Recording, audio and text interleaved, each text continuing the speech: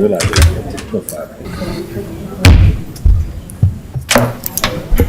evening. I'd like to call to order the February 14th, 2022 meeting of the East Bend School District Board of School Directors. Before we rise for the Pledge of Allegiance, following the pledge, I'd like everyone to please remain standing for a moment of silence in memory of Ms. Suzanne Reppert, a staff assistant at LLMS, who passed away on February 2nd, 2022. Suzanne was a member of the East Bend team for 8.5 years.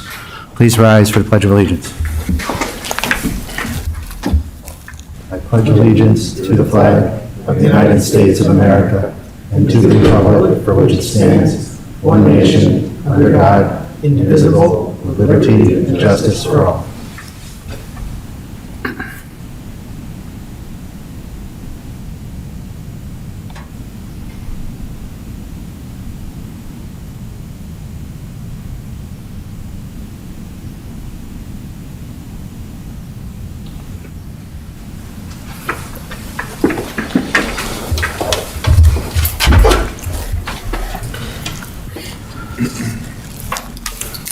Next on our agenda is the request to address the board. After I call your name, please come to the podium, restate your name and your address. Again, you have 3 minutes within which to speak. I will prompt you when your time is running short. Please keep to 3 minutes out of respect for our time and for the upcoming speakers. Our first speaker tonight is Joey Joyce, on the topic of child enslavement.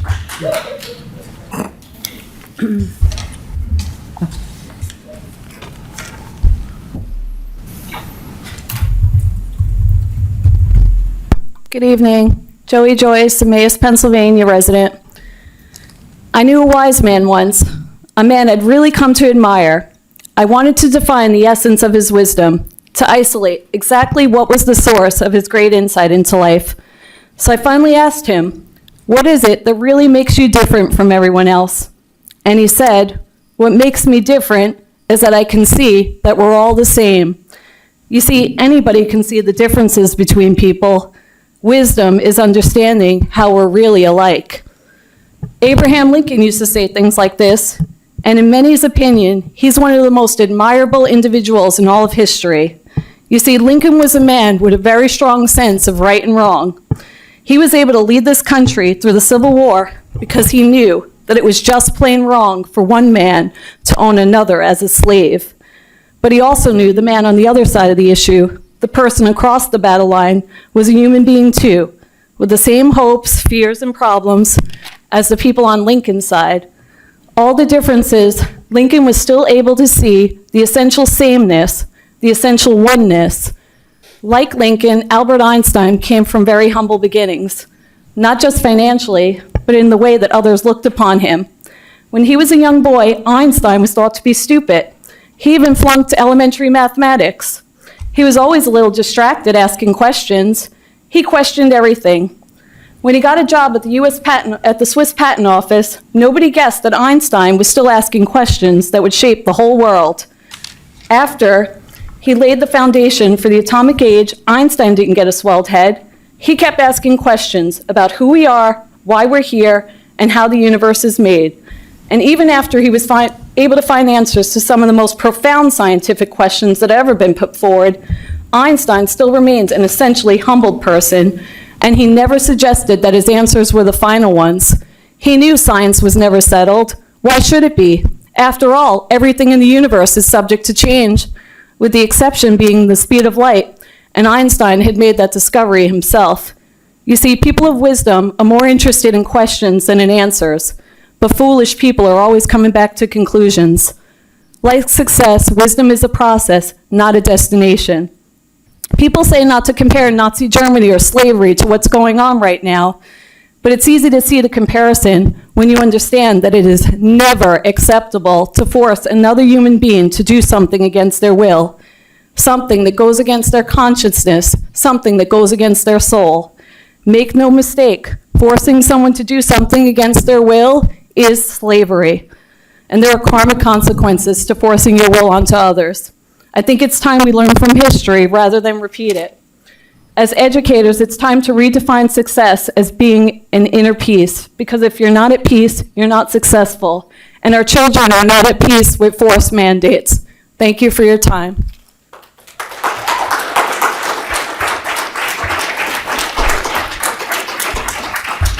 Thank you, Ms. Joyce.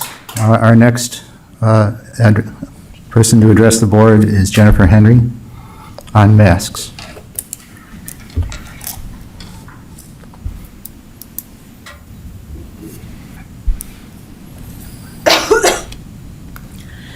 Good evening, board and East Penn families. I'm Jennifer Henry. I live in Upper Milford.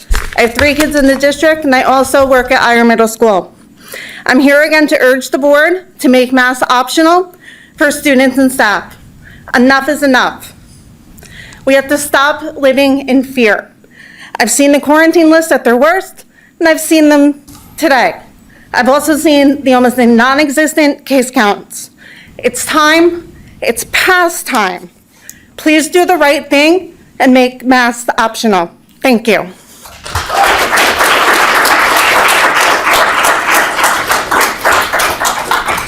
Thank you, Ms. Henry. Our next speaker is Greg Tumblin.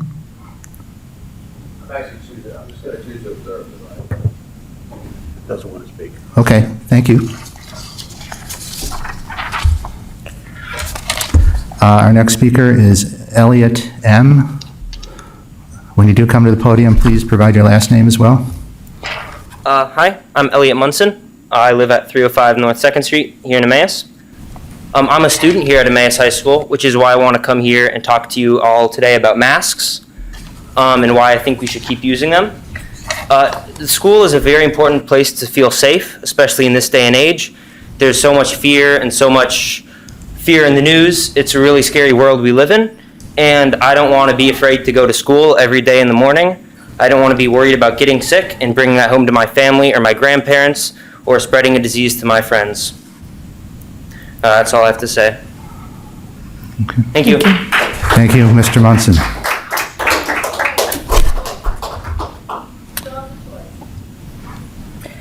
Our next speaker is Jason Jenkins on mask policy.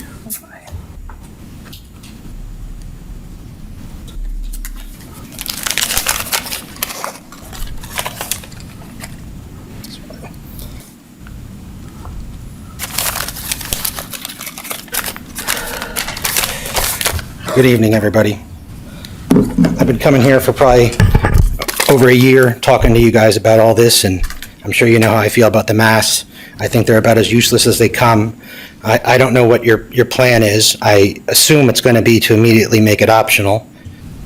Rest assured, if it's not, I'll be back with about 300 of my friends at the next meeting. But, you know, it's going to be interesting to see how you guys institute this policy, because you've been instilling fear in our children for over 2 years now, and you've been trying to argue that it's a safety thing. So it's going to be interesting to watch what happens when you now have to make this a freedom of choice issue, and certain children are not going to wear them and certain ones are, and how you handle the bullying, because I don't think any of you so far have shown me anything that would indicate that you're capable of being able to do that effectively.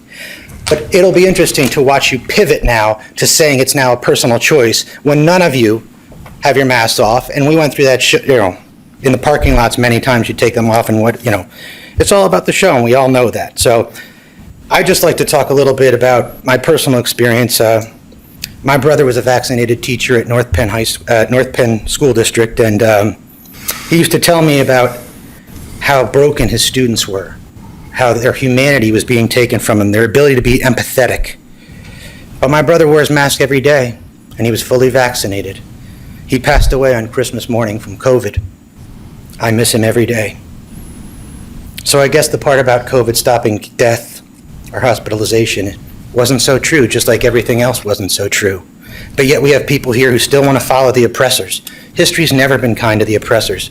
I don't see how anybody can watch the Super Bowl. They passed out 70,000 masks. If you saw somebody there with a mask on, good for you, because I sure didn't. It's a joke.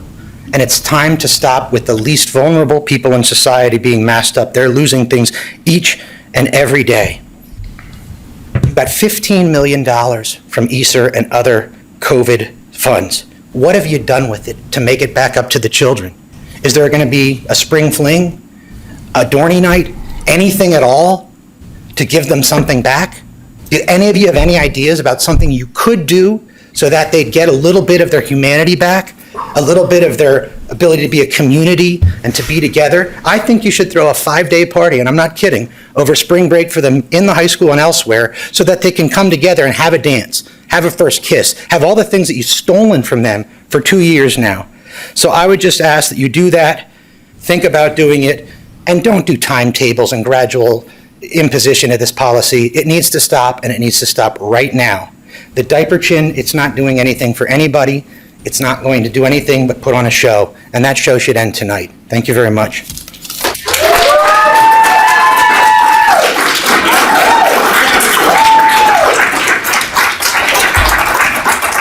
Our next speaker is Michelle Doster on the PAYS survey. How we doing? My name's Michelle Doster. I am not going to talk about mass. It'll be like beating a dead horse tonight. I'm more concerned with the PAYS survey that you have all approved. I don't know if you guys have actually looked at this PAYS survey. We have the option to opt our children out. I opted my child out. My child was given the PAYS survey. It took me this long to come and stand in front of you because I was that mad. You took away my right as her parent and my husband's right to teach her about things that she wasn't ready to learn about yet. That was my job to decide when she learned that stuff, not yours. And it's not even a school survey, it's a community survey. So I don't understand, and I won't go into detail because my little's here. The things that were on it for a 6th grade child are so inappropriate. And it's not my opinion, it's a fact, because I spoke to the people that give the PAYS survey, and I also went online and did my own research of how it's administered, the facts behind it, the details. I've met with Kristen on it. It's not applicable. It is 0.1%. The numbers haven't changed in years, and that's by county and state. There is no change. These 6th graders should not be learning the names of specific drugs. So what they do, they went to lunch. They came back and hung out after school and Googled and laughed and joked, and they looked them up for themselves on Google. Now, does that make sense? You gave them a vocabulary they knew nothing of. And with all the electronic devices, it was a disservice to them. And what did they do? They went on and looked them up and researched them for themselves, and that's how they learned about it. Not from mom and dad. Now, I'm not going to just knock the PAYS survey because I actually think the PAYS survey has a lot of good things in it. There's a lot of good points. The biggest thing in that PAYS survey, and the PAYS survey is given to let the kids have a voice, not us as adults. It's an opportunity for them to speak to you and let them anonymously know what is really bothering them. And you know what? It's not race. It's not gender. It's not nationality. The biggest complaints, and we're talking 30, 40% of the kids, it was size, height, clothes, hair. These are children. We need to stop putting our political ideologies on them, okay? Yes, people are different, but what are we doing as a community in a district to teach them intrinsic love for themselves? What programs do we have for that? We have a furry club where kids can go meow at each other. But what are we doing to have kids sit and actually learn to love themselves? So when they have these different things in life, and there are different people, who cares? Because they love. And that's where it's got to start. And I don't see any programs in our school district that do that. These kids need to know their self-worth. Their 3 biggest things, depression is through the roof. It went from 18% to 43%. These kids' biggest thing, life is not worth it. At times, I think I'm not good at all, and I think I'm a failure. These are our children. This is their future. This is how they think. This was their voices. This is not us. Ms. Doster, please wrap up. Thank you. So please, I'm asking you, I want to know where the money went from this PAYS survey. What programs did you guys instill as a school district? Because I know you get granted for it, you get money for it. And I also want to know, what programs are you going to put in to help these children learn to love themselves again? Because their mental state is in jeopardy right now. Thank you.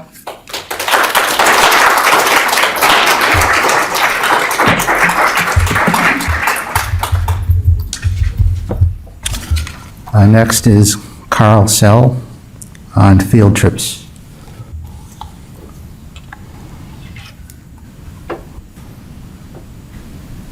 Hello, good evening. Hi. Something was brought to my attention today, actually, from my daughter. I'll admit I don't pay a lot of attention to the school stuff. She wants to go on a field trip. So I looked at the field trip, and the field trip is going to Philadelphia to the International Women's Day. I'm assuming it's a rally. Well, actually, it's a march. I was just wondering, and I'm all for children learning about whatever they want to believe or whatever. I'm not knocking that, but I don't think it's appropriate that you're okaying a field trip to it's a political march. Do you really think that's safe in this day and age, in our current circumstances of how things happen with rallies or whatever, where whatever could possibly happen will happen? I just don't think it's appropriate for them to go on that kind of a field trip. You can teach them that in school, whatever you want to do, but to actually go to the march in Philly, I'm not going to approve her going, which is really going to get her mad, but I don't see how you approve something like this. Pushing a political thing. Why don't you just approve that they go see the Black Lives Matter thing or a Klan meeting? It's the same damn thing. That's all I have to say.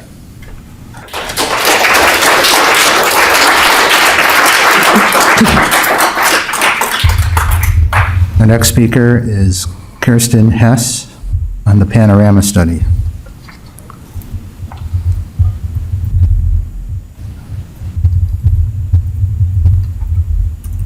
Good evening. My name is Kirsten Hess, and I own a small business in Emmaus, and I have a daughter that attends the school district and has since she was in 4th grade.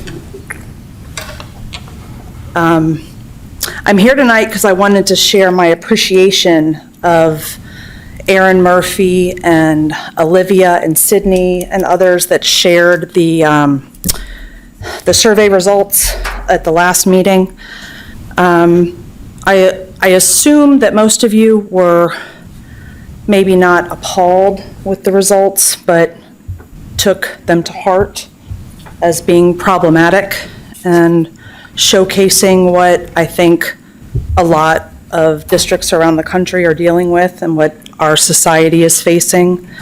We have differences of opinions that are great, but we're still civil, or we should be, and I respect that what you're trying to do with that survey is be fair and equitable and force a little bit of education on all of us. I certainly need it. I also appreciate the actions that were identified at the end of that survey. I don't think that they are enough, but I believe that every step is a good step, and perhaps it's 2 steps forward and 1 step back. But I want you to know that there are people in this district that support the effort. We may not be very vocal.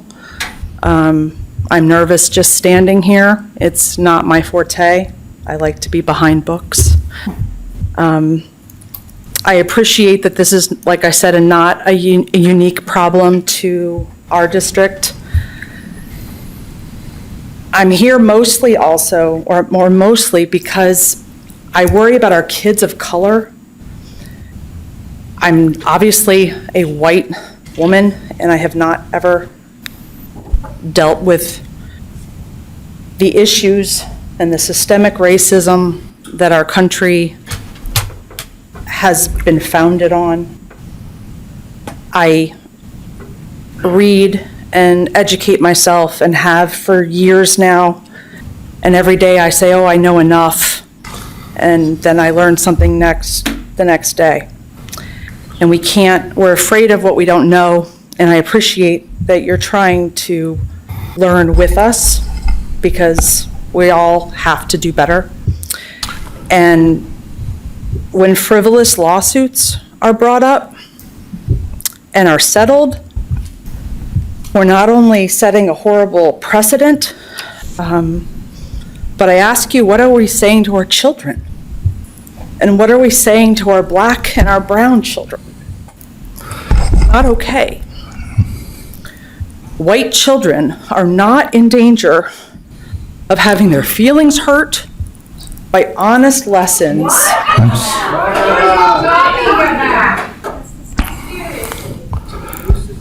I'm sorry, Ms. Hess. Your time is about up. I apologize, everyone. I respect Order, your opinion. please. I really do. And if I could just finish, that I truly don't believe, but it is my opinion, and I respect that it's my opinion, that white children are not in danger of having their feelings hurt by honest, I haven't even finished a sentence. I'm sorry, Ms. Hess. I'm sorry, by honest lessons of our nation's history. That's all. Thank you. Thank you.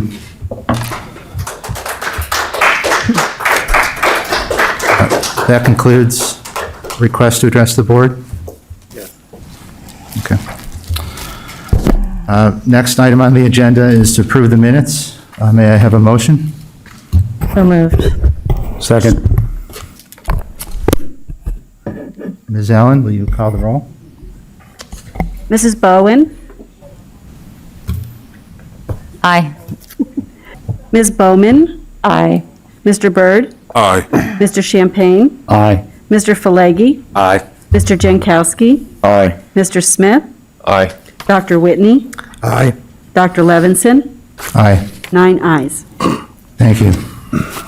Next is the district update from our superintendent, Dr. Campbell. Great, thank you. First, I'd like to begin with recognizing some outstanding student accomplishments and programs that we have upcoming in the district.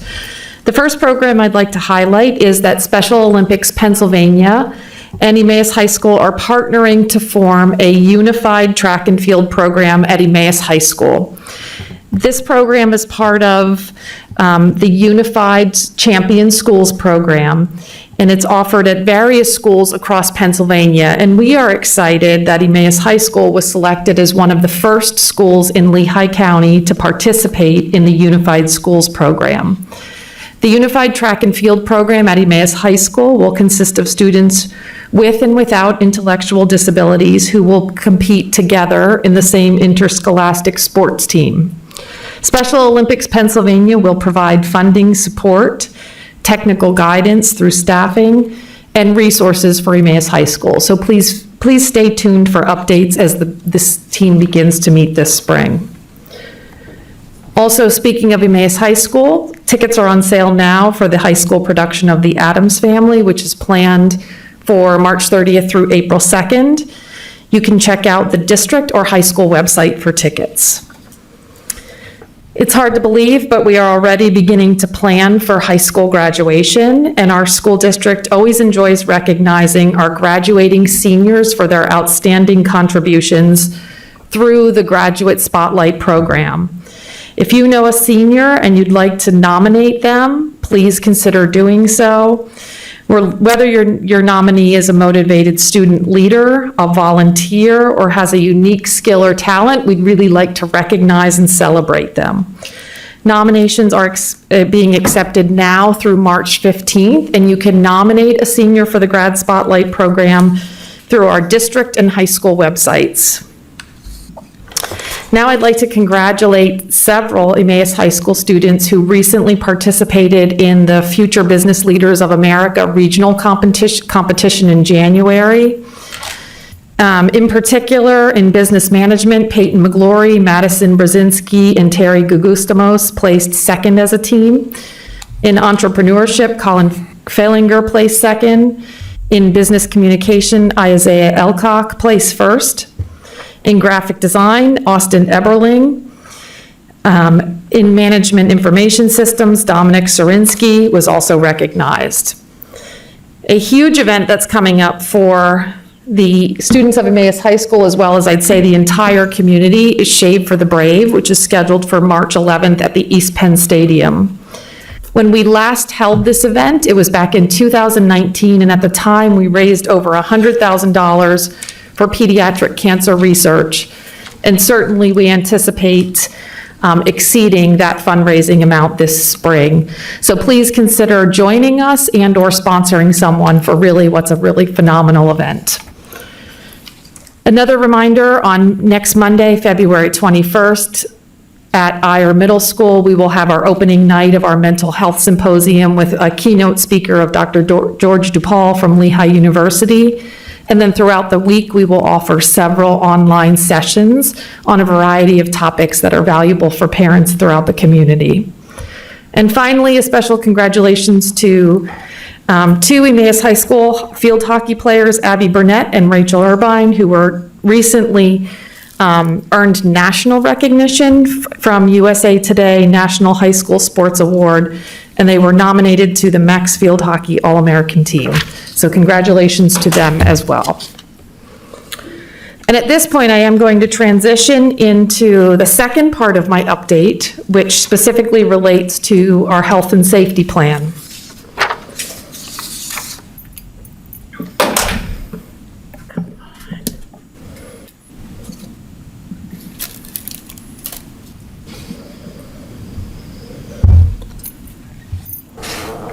Our goal tonight is to spend some time and share an update of proposed changes to the health and safety plan.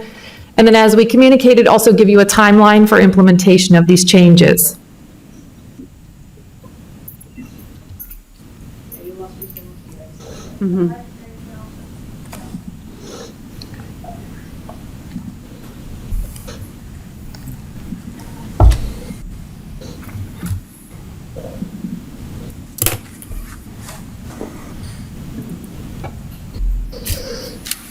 A little bit of background in terms of our process. Our health and safety review team has met several times over the course of the school year. We continue to monitor conditions and determine if there are any recommended changes to our plan. In addition, as we've continually shared, our health team regularly consults with medical professionals from the community affiliated with both health networks, or I should say with multiple health networks, and also communicate with the Department of Health. And finally, we also continue to monitor cases carefully in the community and our schools. As noted tonight, we recognize that we had a spike in our COVID cases in December and January. We continue with transparent communication via our COVID dashboard. And again, we have experienced a significant decline in cases in February. And certainly, it's very likely that we will transition out of a high level of community spread at some point in the next several weeks. As our administrative team has consistently emphasized with our community, we will shift our practices as data supports such a change. And our team is confident that we're at the point in which we can adjust some of our mitigation strategies. And tonight, Dr. Povolitis will provide an overview of the district's recommendation for a shift to optional masking and the elimination of contact tracing in schools. As some of these changes are a deviation from the current CDC recommendations, administration and board leadership is in agreement that the school board should discuss and ultimately vote on the recommended changes to the health and safety plan. And so again, our decisions tonight really are based on data and conditions that we're seeing in the community as well as in our schools. And now Dr. Povolitis is going to review, again, masking, contact tracing, and quarantining. Thank you. As Dr. Campbell mentioned, we're looking to recommend reinstating the optional masking for all East Penn students and staff. Mandatory masking would remain in effect on school buses at this point until March 18th, and that's a federal order, so we have no control over that. Masking would also still be required when students enter the health room. Contact tracing and quarantining, at this point, we would recommend eliminating contact tracing in the East Penn School District. The district would continue to report positive cases on our dashboard, as we do currently. District would also, and is required to do so, would report positive cases weekly to the Pennsylvania Department of Health. We would eliminate quarantining of individuals that are exposed to COVID-19. So, of course, if somebody is, which we'll talk about later, anyone that's positive or exhibiting symptoms is different than those exposed. If they're exposed and they do not have symptoms, they're no longer need to quarantine. The one exception is for unvaccinated household close contacts would still need to follow the CDC guidelines on quarantining. What remains the same? Regardless of vaccination status, anyone who tests positive for COVID-19 must isolate at home according to CDC guidelines. Again, just to reiterate this, it's important to make sure everyone understands that we are recommending and required to do so if anyone is test positive for COVID-19 or has symptoms, they would need to isolate at home, and we would follow the same guidelines that are currently in place for those that are positive or that has symptoms. Physical distancing would occur to the greatest extent practical and consistent with prioritizing our educational instruction. Enhanced cleaning and disinfecting protocol would remain. We would, of course, continue to ask our families to screen students prior to sending them to school, and our staff to monitor for COVID symptoms, and of course must keep them home if they have any or experiencing any of those symptoms. Each health room has a designated area where symptomatic individuals would be separated, and then of course would need to depart from the building. So that is all currently in the plan and would remain the same. The guy's house. It's off. It's off. Sorry, Dr. Paulos. So, so February 14th, that's tonight, is an initial presentation of changes. And then, of course, as Dr. Campbell communicated, the vote, there would be a school board vote on February 28th. And then, if approved, the changes would go into effect on March 1st.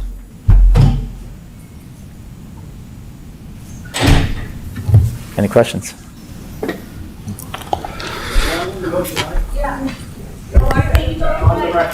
Excuse me, this is now the point where the board's going to discuss what was just presented. Apparently, in Quiet, our please. health and safety plan or somewhere in the district, we still have we're not allowing kids to go on certain types of field trips, I'm not sure exactly what the stipulation is overnight or if it's in another state. There are some clubs, academic clubs, that are waiting to go to national competitions and haven't been able to pull the trigger and say yes or no. Are we going to update those guidelines along with this change in mitigation strategy? I guess I'm encouraging that, but could you talk a little bit about what our guidelines are and how we're going to change them along with these other things that you just mentioned? Sure, that's something we would definitely look into. I'm not sure which field trips you're specifically talking about. We did allow field trips. I know there was discussions about substitute shortages and not being able to cover classes, and that was a major concern with field trips, but we can absolutely look into the protocol that you're discussing. If you have something specific, I'd be happy to look into that for you. Okay, I'll reach out to you after. I'll see if I can put two people together so that one person can get the answers that they need for that. Sure. And thank you. I would like to see if we're going to be relaxing mitigation strategies, I would like us to prioritize education wherever possible. So allowing field trips again would be something that I would wholeheartedly welcome. And I do think that's a legitimate question from the audience because I didn't understand it and it was explained to me before the meeting. Could you explain why we need a board vote on this? Absolutely. Why a board vote? Because as you can appreciate, administration is recommending not adhering to the CDC recommendations of continuing contact tracing and quarantining of close contacts. And so after administrative discussion with board leadership as well, there was agreement that that's a more substantive change and therefore not something in terms of just relaxing masking, but there are more substantive changes, hence the need for a board discussion and vote. Okay. And then I actually know the answer to the question I'm going to ask next, but I do think it's helpful for the audience to know that we cannot vote on it tonight because it's not advertised. Is that correct? The reason that you're not asking us to vote tonight versus the next board meeting is because it wasn't on the agenda? It's not, there is not currently a motion on the agenda.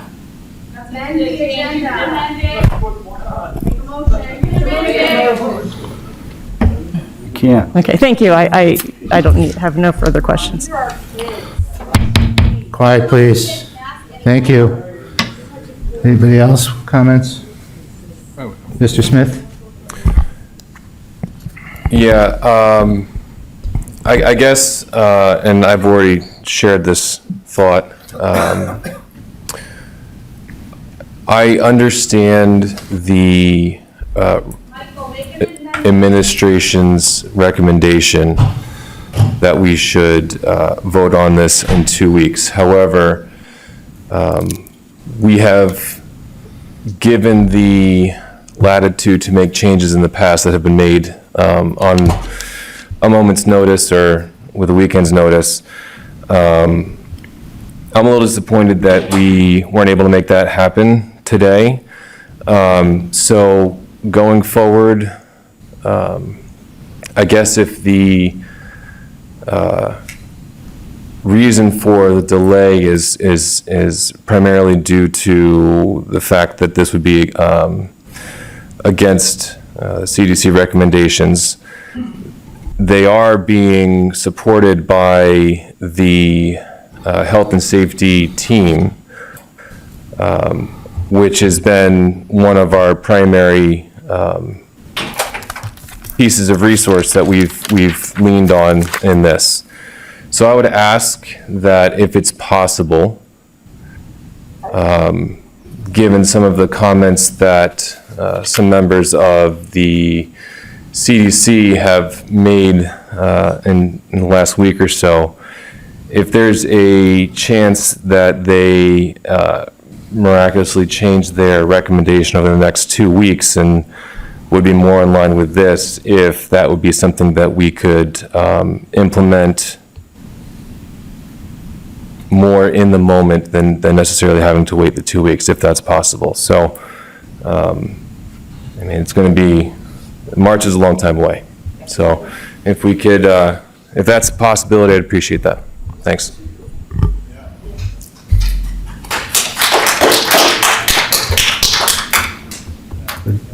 Would you care? No. Okay. Mr. Byrd? I have one question, I guess. In these new procedures that we were looking at, how it affects the athletics situation, the athletic safety plan, health safety plan? So the athletic plan is a separate plan than this plan, so it would not impact the athletics at all. So that would stay where it is right to now? The current mitigations would stay in place? Yes, but students would have an option to wear masks to and from athletic events. On buses, that would have to continue, and they have a plan in place as well. Thank you.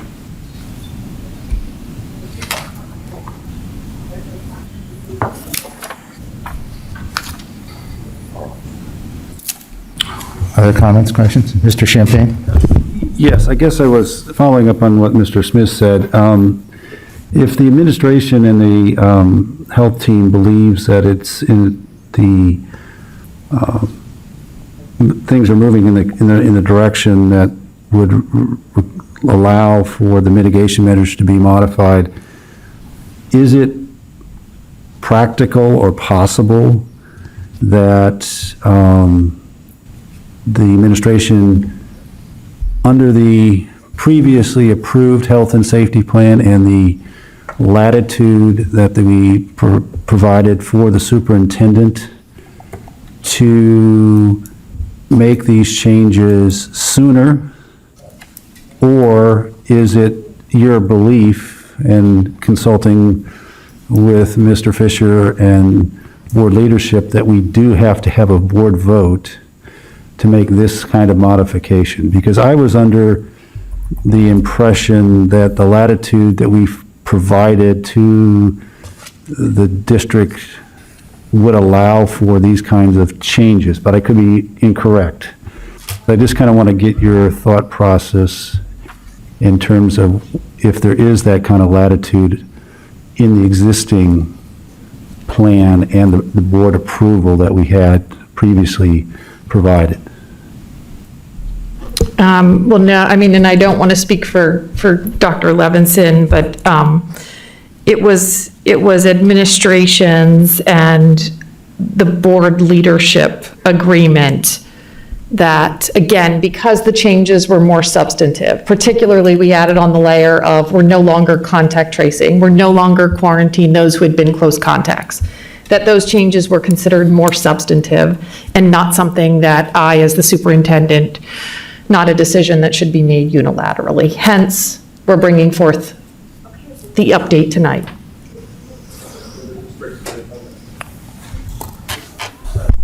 So if I may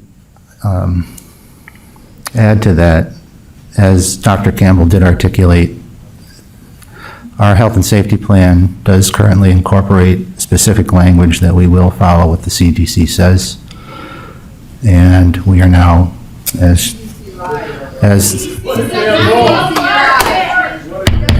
quiet please, quiet please, quiet please.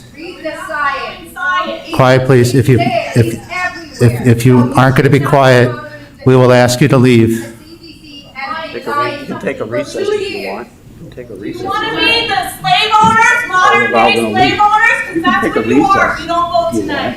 And remind them if you don't vote, nothing can happen. Okay. Listen, we can suspend the meeting for a time period if you're not going to. Let us conduct our business. Thank you. So again, because the changes that we're proposing are substantive to those tenants that are already in the plan, we do need to take a board vote in the opinion of board leadership and the recommendation of the administration. What about the parents? Can you just do away without the mask? And you said there's substance stuff. Can you discuss All right, that? this is not an interactive session. Mr. Whitney, do you have something to add? Dr. Levinson, I just have another question which is related to what we're hearing. Quiet, please.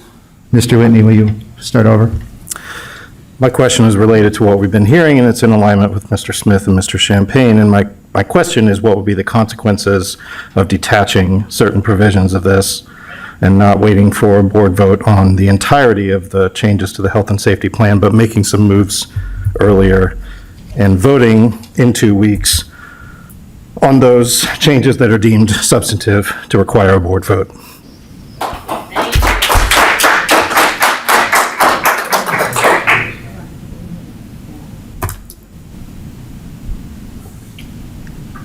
You mean separate out different parts of the changes?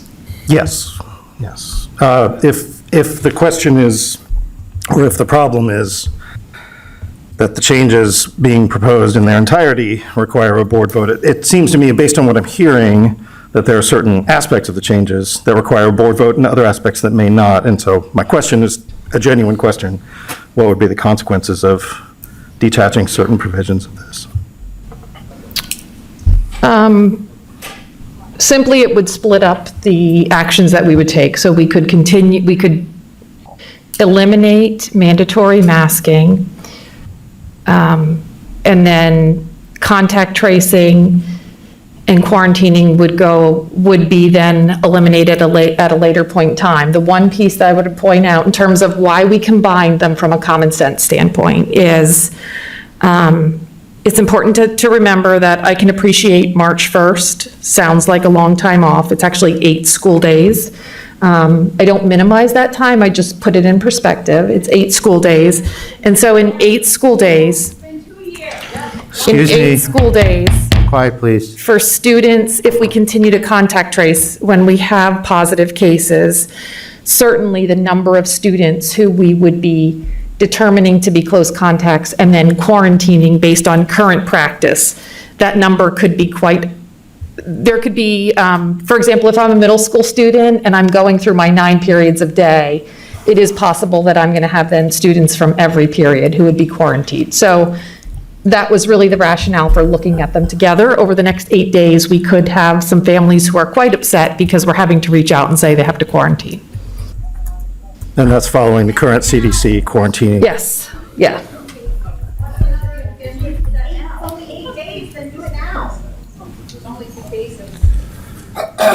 Anybody? Mr. Falegi? Yeah, I just have a question. Dr. Campbell, you have the authority to make a minor change to the safety plan, correct? Yeah, the specific language, I think, is on page 3. So you did that when, that was the minor change, was to put the mask mandate back in place, correct? Yes. Okay. So I'm asking you today to make the minor change and the mask optional. I understand it is only 8 more days, but with the close contact, hearing from the parents, I think at this point in time, it's time to do this.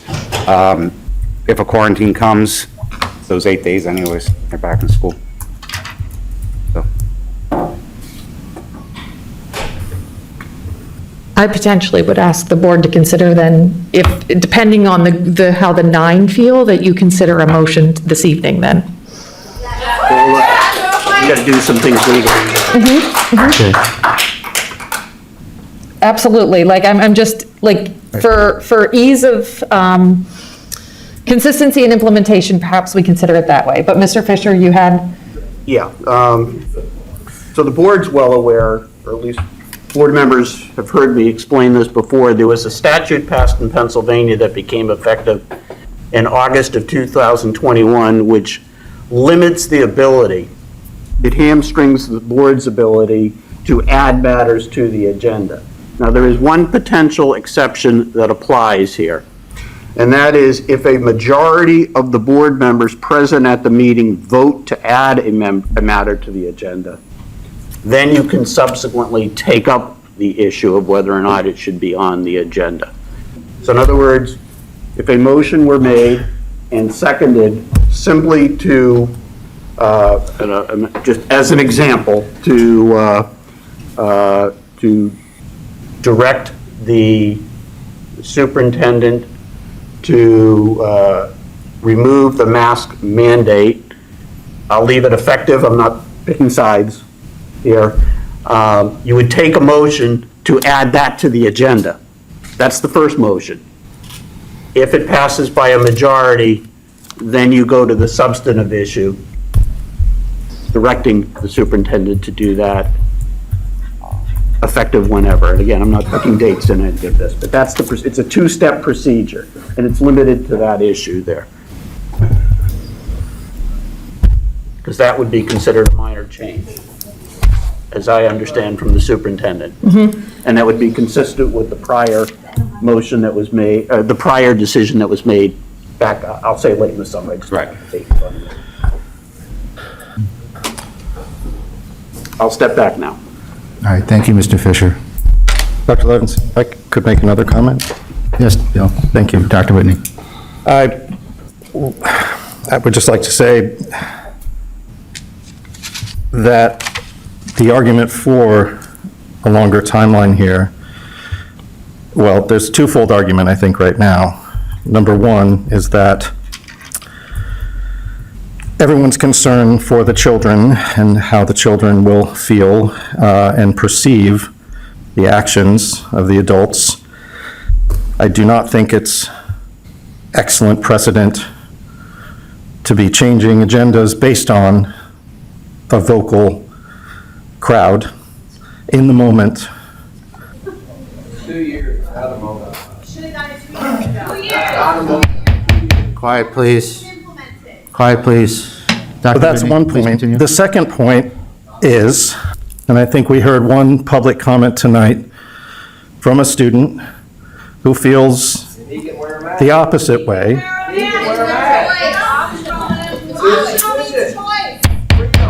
Quiet, please. Appreciate you reinforcing my point. We heard from a student tonight, and I know that there are other students and families out there who will be concerned with the removing of masks wearing in the schools. And I think my concern is not with that per se, but how are the teachers and staff members at the schools going to communicate this? Or are they going to communicate this in a particularly, intentional way, so that our students, whose well-being we are all concerned with, can understand why these choices and changes are being made? What about the uncomfortable kids? What about the mask kids and suffering depression? 2 years now. What about their feelings? Quiet, please. Mr. Whitney, do you have more to add? I think that's it. I think my question would be to how this would be conveyed down to the teachers, to the students, or would it? It's over. That's how.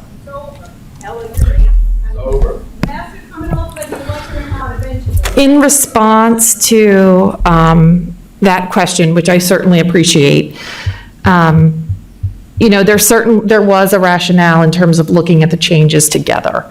And I articulated that rationale. Our timeline as well addresses the fact that, I recognize there's a group of families here and a group of families in our communities, in our community at large, who certainly wish for the mandated masking to end. At the same time, there are a group of families and students who have differing viewpoints, and that's just reality. There's no judgment there. It's just different. And so you bring up the point that the announcement piece is simple. Like we can use social media, we can send emails, we can put out any announcement that we want. The reality is, and I mean this sincerely, I appreciate that there are students who are unhappy and do not want to wear masks. At the same time, there are groups of students. I actually had a conversation with a great group of 6 high school students this morning, something completely unrelated to masking, who all expressed a hesitancy with masks no longer being mandated. And yes, they will have the option to continue to wear them, but we just need to recognize that there are families who may need some time to work through that. I'm not saying, so it's a rationale. Quiet, please.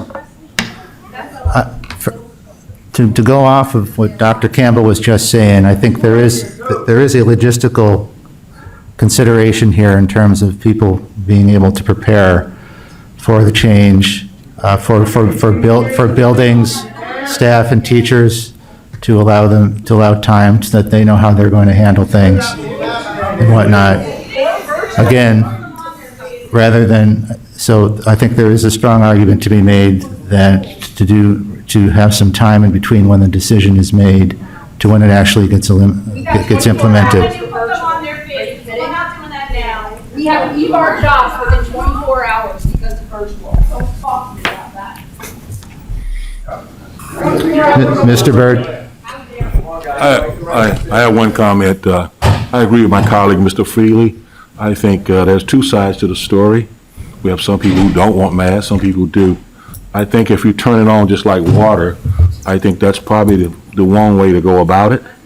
I think what we should do is, that would talk about it and decide how it's going to be rolled out and how we administrate it. Because there's a lot of unknowns as we move forward. And that's just where I'm at. And I appreciate Mr. Freely's comment. Thank you.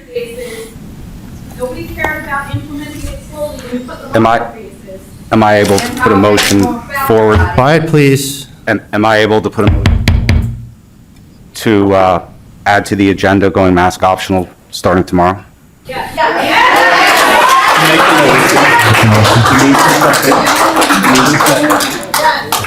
Call for a second. All right, so am I hearing that you're making a motion to implement mask optional tomorrow? Yes, I'd like to make a motion. Please. Motion is to direct the superintendent My motion is to direct the superintendent to lift to the mask mandate. lift the mask effective mandate tomorrow. beginning tomorrow. Need a second. All right, to proceed, we need a second. And the motion dies. They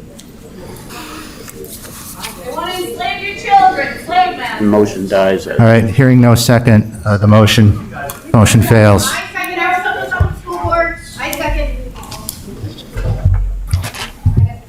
We know who the slave masters in history are now. They've shown their colors.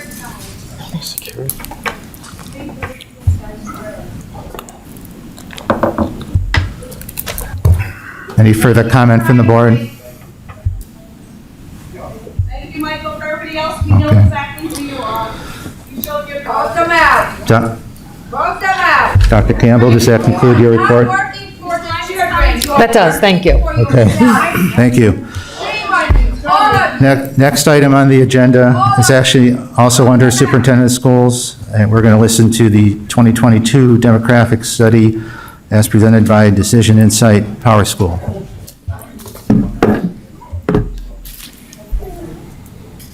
Thanks, Mike.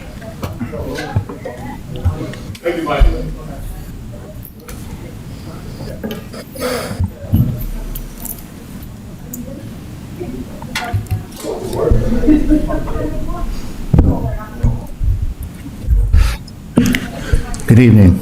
Hello, Mr. Worthen. We're just transitioning from our previous discussion. Can you hear us okay? We can, yes. We appreciate your patience. I know you've been waiting for us, and I'm going to turn it over to Mr. Zach Worthen, who's from Power School, previously Decision Insight, and he's going to share with the board an update of our demographic study.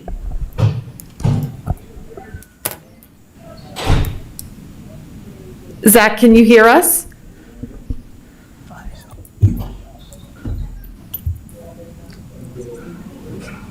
You're muted.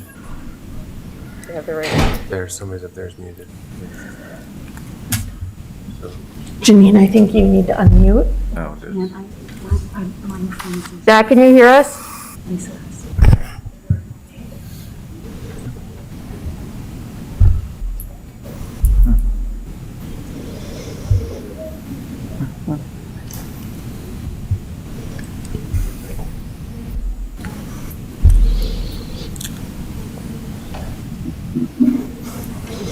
I think you have to say something. We can hear you now.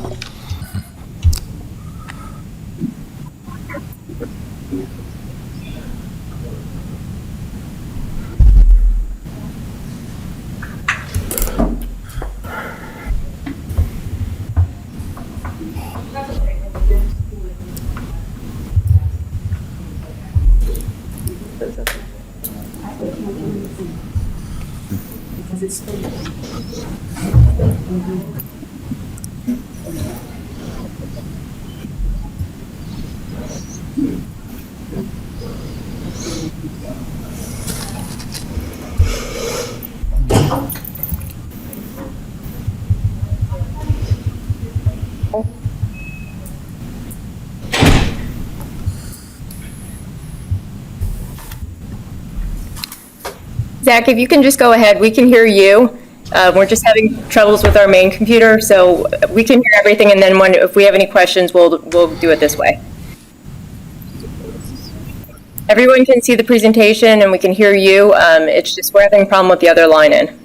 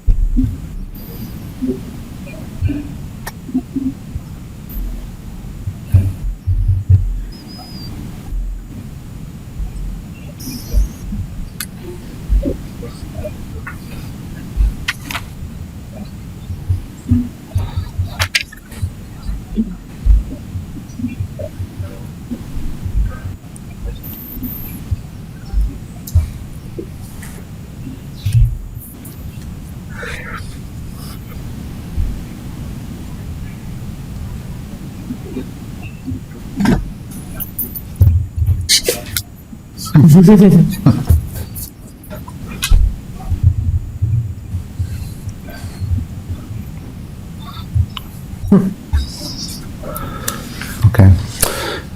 Well, thank you, Mr. Worthen. I'd like to open the floor to questions from the board. Ms. Bowman? I actually think my first question is for the administration. So can you tell me how this survey or this work is different from the demographic study that we did? I'm sorry, I can't remember how long ago, last 6 months or a year ago, that had similar findings. Yeah, I'll let Dr. Povolitis perhaps speak in more detail, but you are correct. This is our third update. We had an original demographic study done 2 years ago, an update last year. I will say in my non-statistician descriptor, there's not a substantive or significant change from the original findings. So I can just say, okay.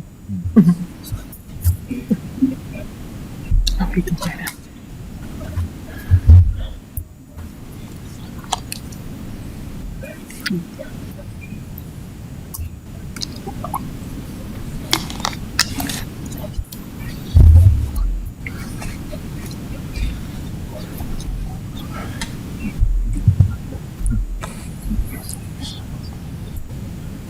thank you. That answers.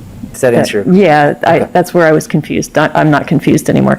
I do have a question about your, I'm not sure if it's a methodology question. I might be using the wrong word. When we get findings like this, it always strikes me as, oh. Can you hear? You hear now? Oh, okay.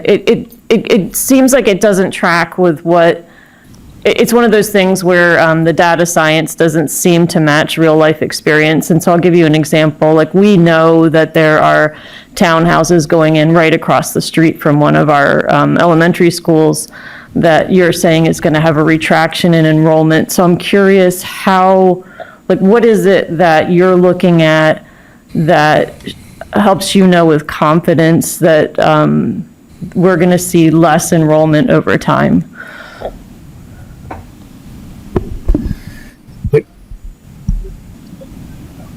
Yeah. Yes.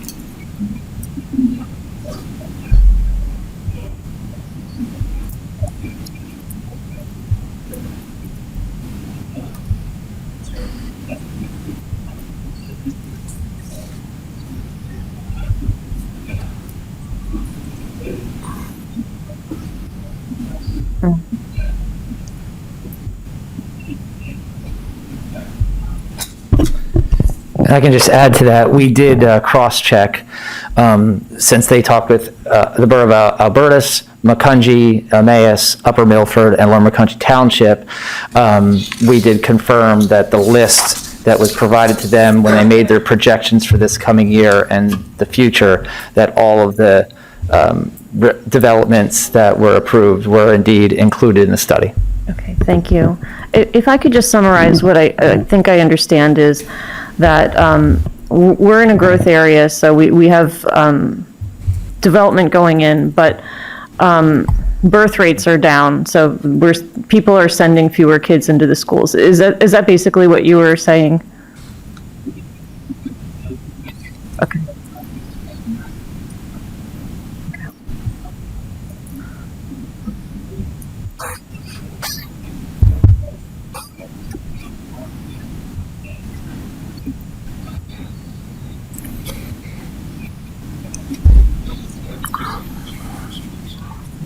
Okay, thank you so much.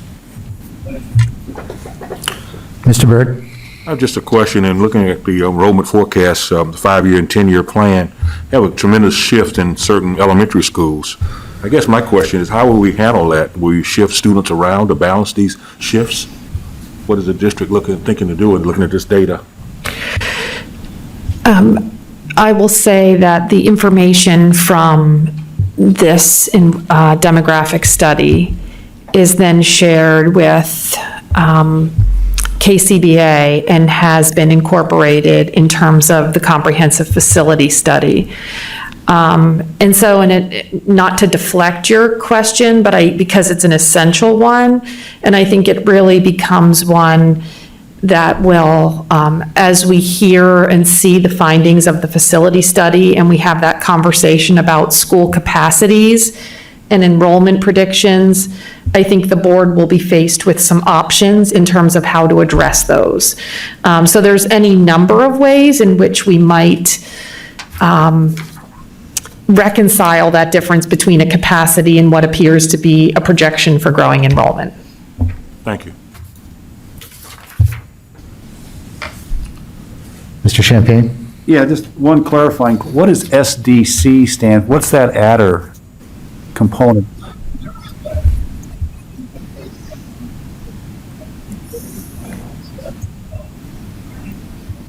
It's what? High needs? Special education. Oh, okay, all right. And then there's this kind of a dip right in the middle in 2025, and then it kind of rebounds. Can you explain what that dip and how that dip came about?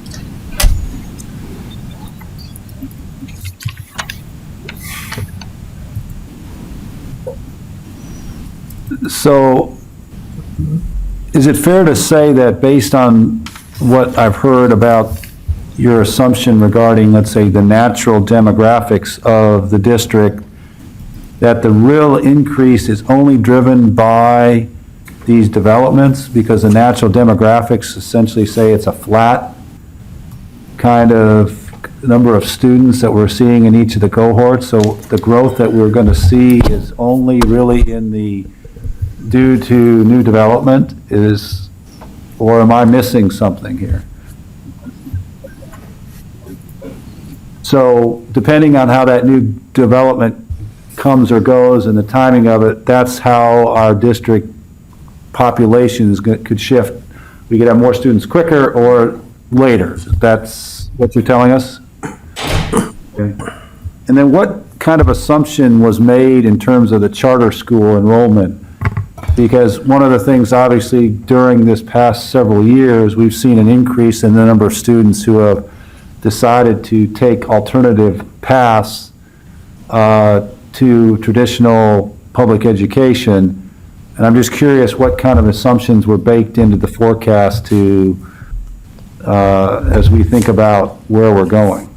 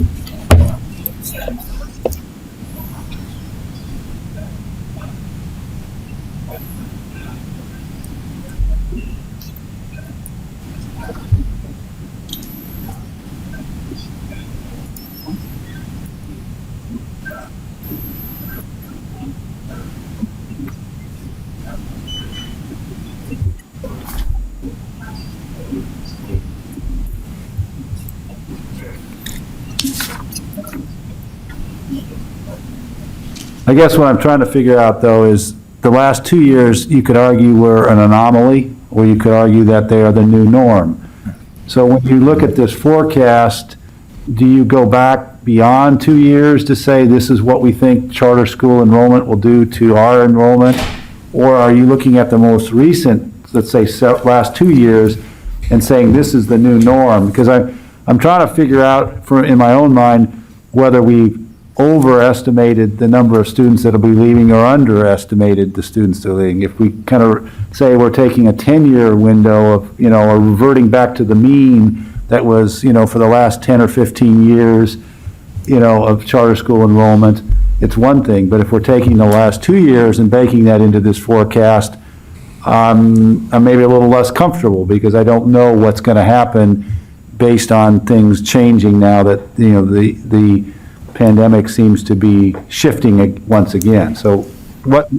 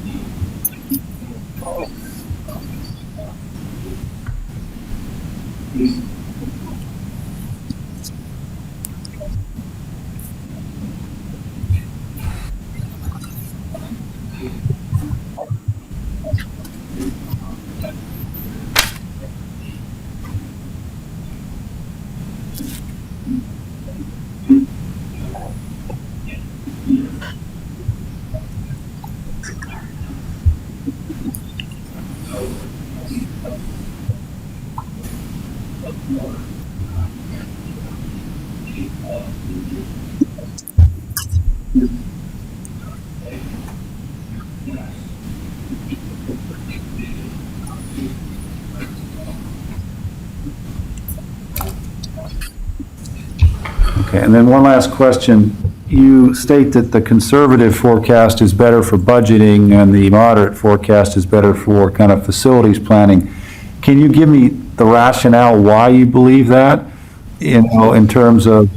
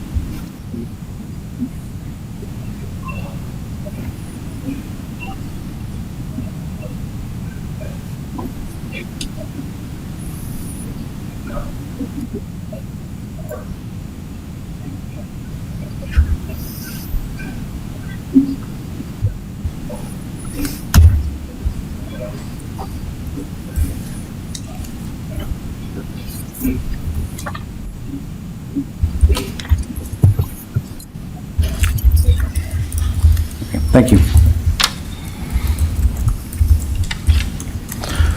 Hey, I actually have a couple questions, and I want to dovetail off of something that Mr. Champagne asked. I guess in thinking about the charter school enrollment, can your models actually, are they calculating maybe the total number of school-age children that are in our district? So in essence, you then have a maximum number of students that we can deal with, and then maybe then we can, then think about, all right, well, X percent in any given year will go to charter or something like that, and then maybe then we can see what the true worst case would be in terms of total number of kids.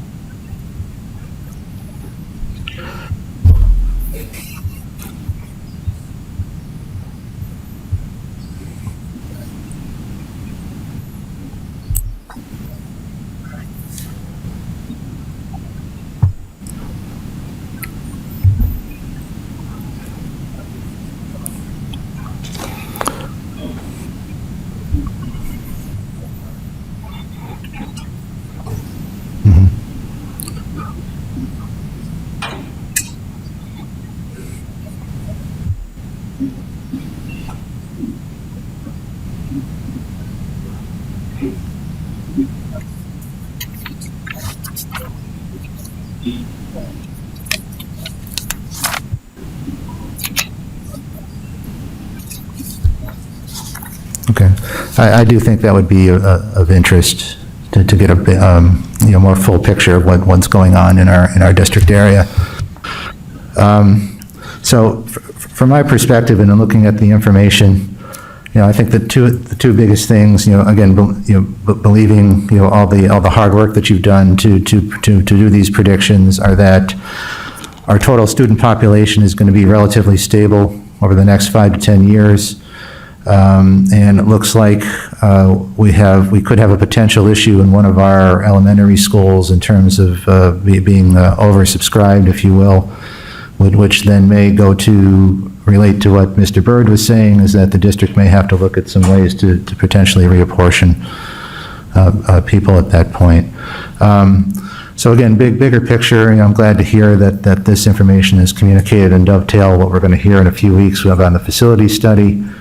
Because again, it's going to give a much better picture of how we're using our facilities and how we're going to, allocate future capital expenditure to where we're going to improve. Any additional questions or comments from the board?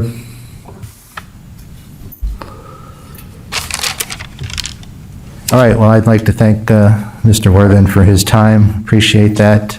Dr. Campbell, I don't know if you want to close this out too? No, I too just want to reiterate our appreciation for Zach Worthen. He's been a great partner in this process. And again, we do apologize for getting started with this particular presentation a bit late, as well as the technical issues. So thanks for hanging in there with us. That's right. Yeah. Have a nice night. Sounds great, thank you. Again, thank you very much. All right. Our next item on the agenda is just another small topic that we deal with here on the budget. Dr. Campbell, would you like to introduce? Typically in a classroom, this would be where we'd take a movement break, right? So I do appreciate, and this is a little bit extraordinary tonight, that we would have this number of presentations. It's a really busy season for us, but this evening, Mr. Saul is going to facilitate a presentation. This is the second presentation in our budget journey, which began last meeting, January 24th. We provided you with a very high-level overview of the budget process, the Act 1 resolution, and gave you a general sense of our preliminary budget. Tonight's presentation will be a high-level overview of expenditures. So we're really now beginning to break down the budget into sections, again, beginning with the end in mind. All of this leads up to an eventual vote and adoption of a final budget coming up in June.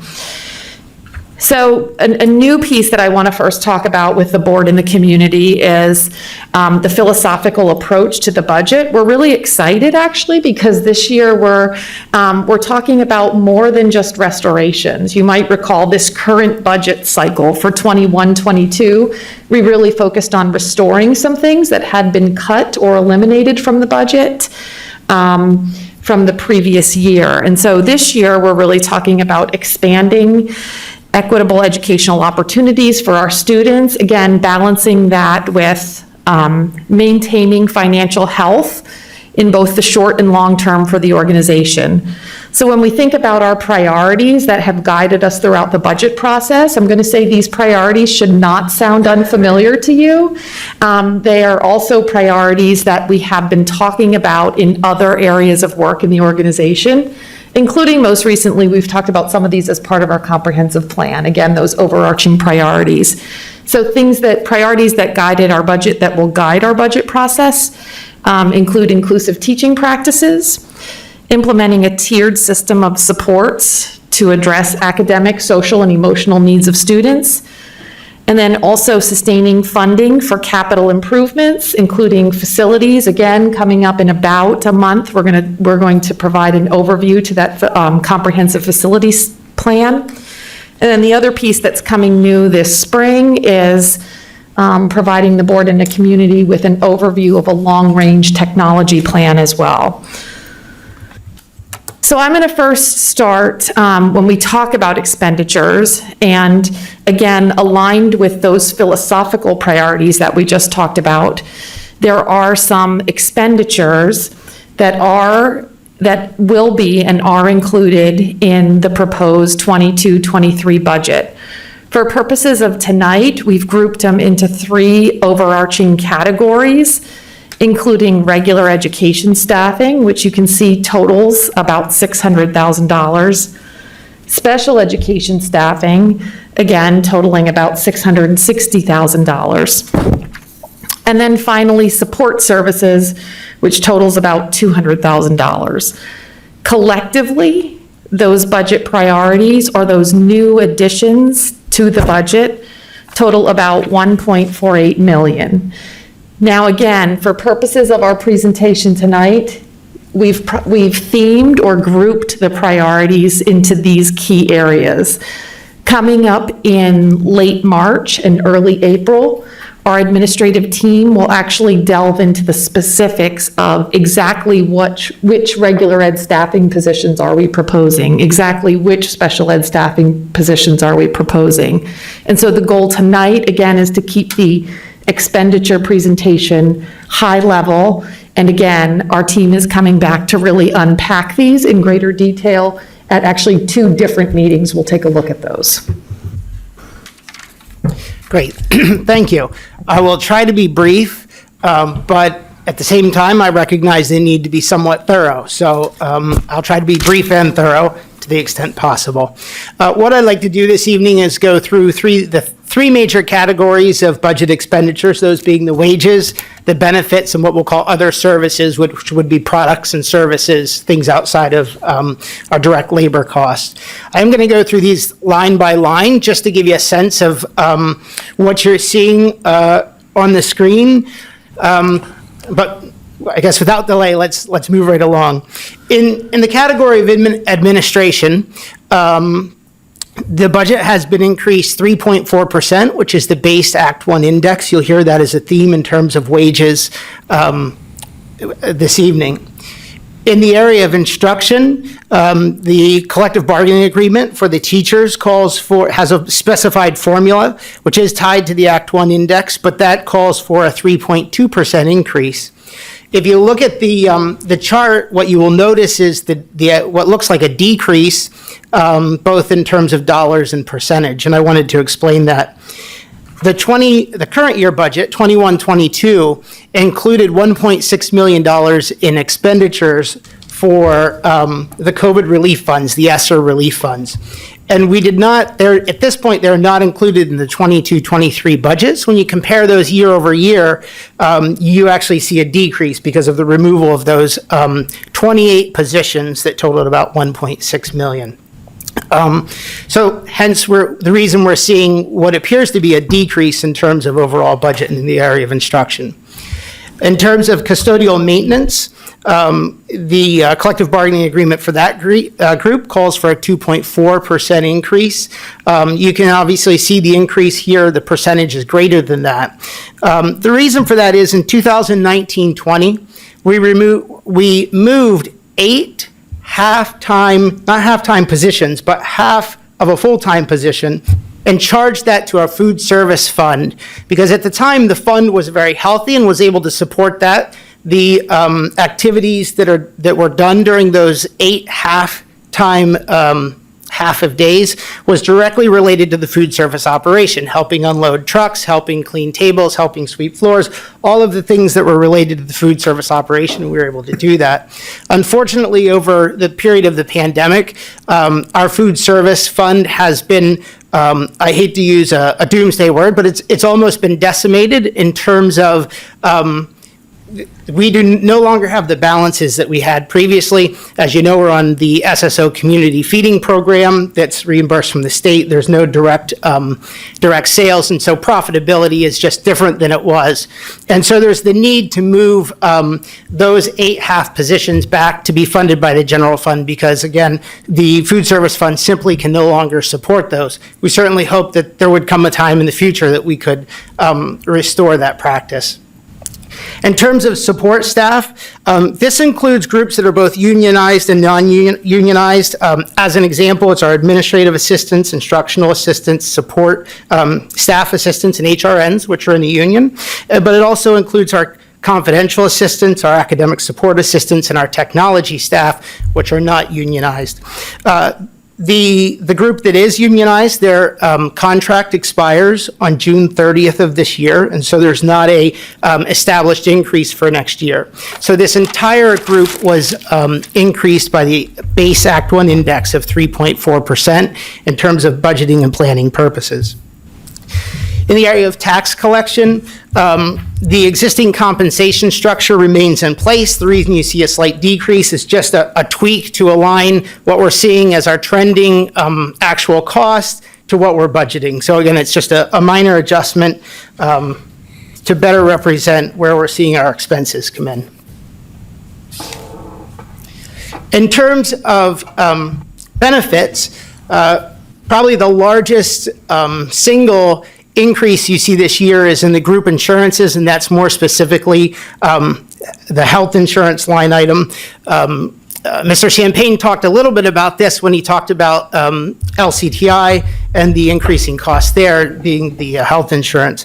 The insurance premiums are increasing 12% in the current year. And I just wanted to take a minute. I talked about this last year. It's a repeat for some, but hopefully this will help. It's new for others in terms of maybe understanding how our health benefits are procured. So East Penn School District is part of a consortium, a health benefits consortium with 10 other school entities, which includes LCTI, LTRI-C, and the IU in Lehigh County. And we leverage our purchasing power to negotiate favorable pricing for medical and prescription drug benefits.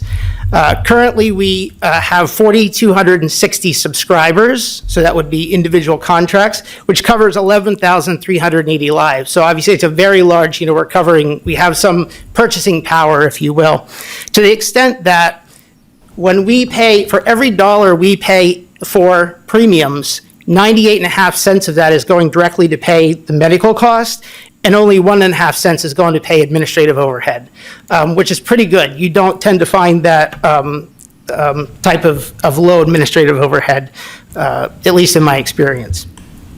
So on slide 7, you can see the rate of change for the premiums. Again, as part of a consortium, the premium rates change for everybody at the same rate. And as you look over the last 12 years that are here, you can see it has sort of ebbed and flowed. What actually has happened over the last 12 years is there was a period in the middle where you can see the negative rates, where the consortium had actually amassed significant fund balances and recognized as a public entity we shouldn't be carrying significant fund balances, and employed a strategy of reducing that. On the next slide, actually, you can see those, the fund balances. And so what happened was each year as the rate was established, so it called for a 5% increase, but instead the consortium went with maybe a 3%, or we can look at the previous, you can see in some cases 3%, 1.5%, -6%, to try to spend down some of those balances, which was a really good idea, except for the fact that as the balance got spent down, we entered into the period of the pandemic. And so then we started to have the need, because the trending costs went up each year, right? So the renewal percentage went up. So it drove a need for higher percentages. Hence, I'll go back. You see in the last 2 years, we've had those higher percentages. We do anticipate that moving into the future, the renewal rates should start to come down closer to what our trending costs are, which is about 7.5%. I had mentioned this last year, but ultimately it's the goal of the trustees of the consortium to get to a point where we're funding that required increase each year of 7.5%. There may be good years and there may be bad years, and the stabilization fund will help stabilize those rates so that we don't see these higher rates that are harder for districts to deal with.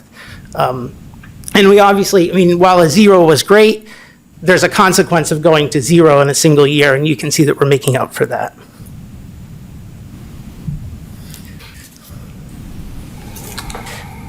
The next line, let's go forward. The next line is Social Security, which has increased basically to the extent that the wages have increased. The rate.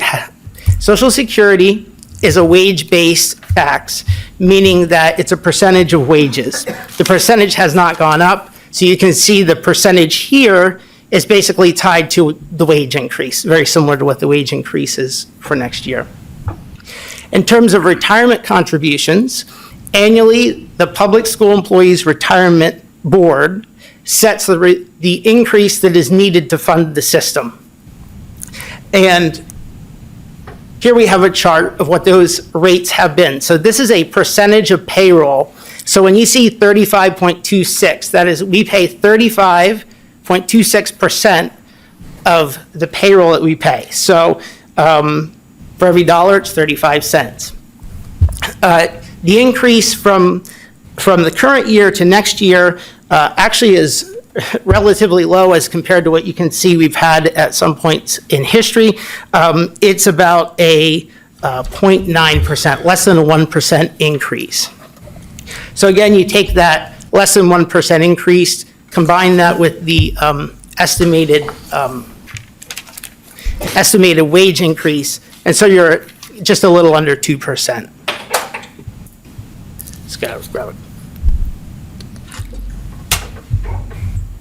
In terms of workers' compensation, this was basically increased based on the recommendation of our insurance broker.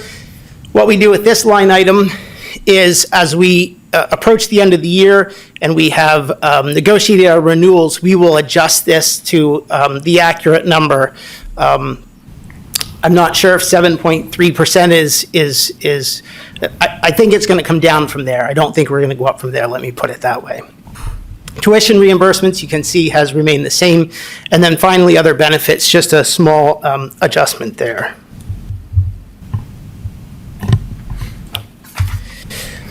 In the area of other services, we'll start with the building and department budgets. You may recall that in 2021, spring of 2021, as we were preparing the budget, was when the pandemic started, and so we made certain budget assumptions and made some adjustments. At that time, we reduced our building and department budgets. Last year, as Dr. Campbell referenced earlier in the presentation, was a year of restoration, so we restored those building and department budgets. And actually for the year we're looking at, 22-23, many of the budgets are level funded, but there are a handful of more significant expenditures that stand out when you look at that increase of 1.5 million. Those include special education programmatic cost increases of about $570,000.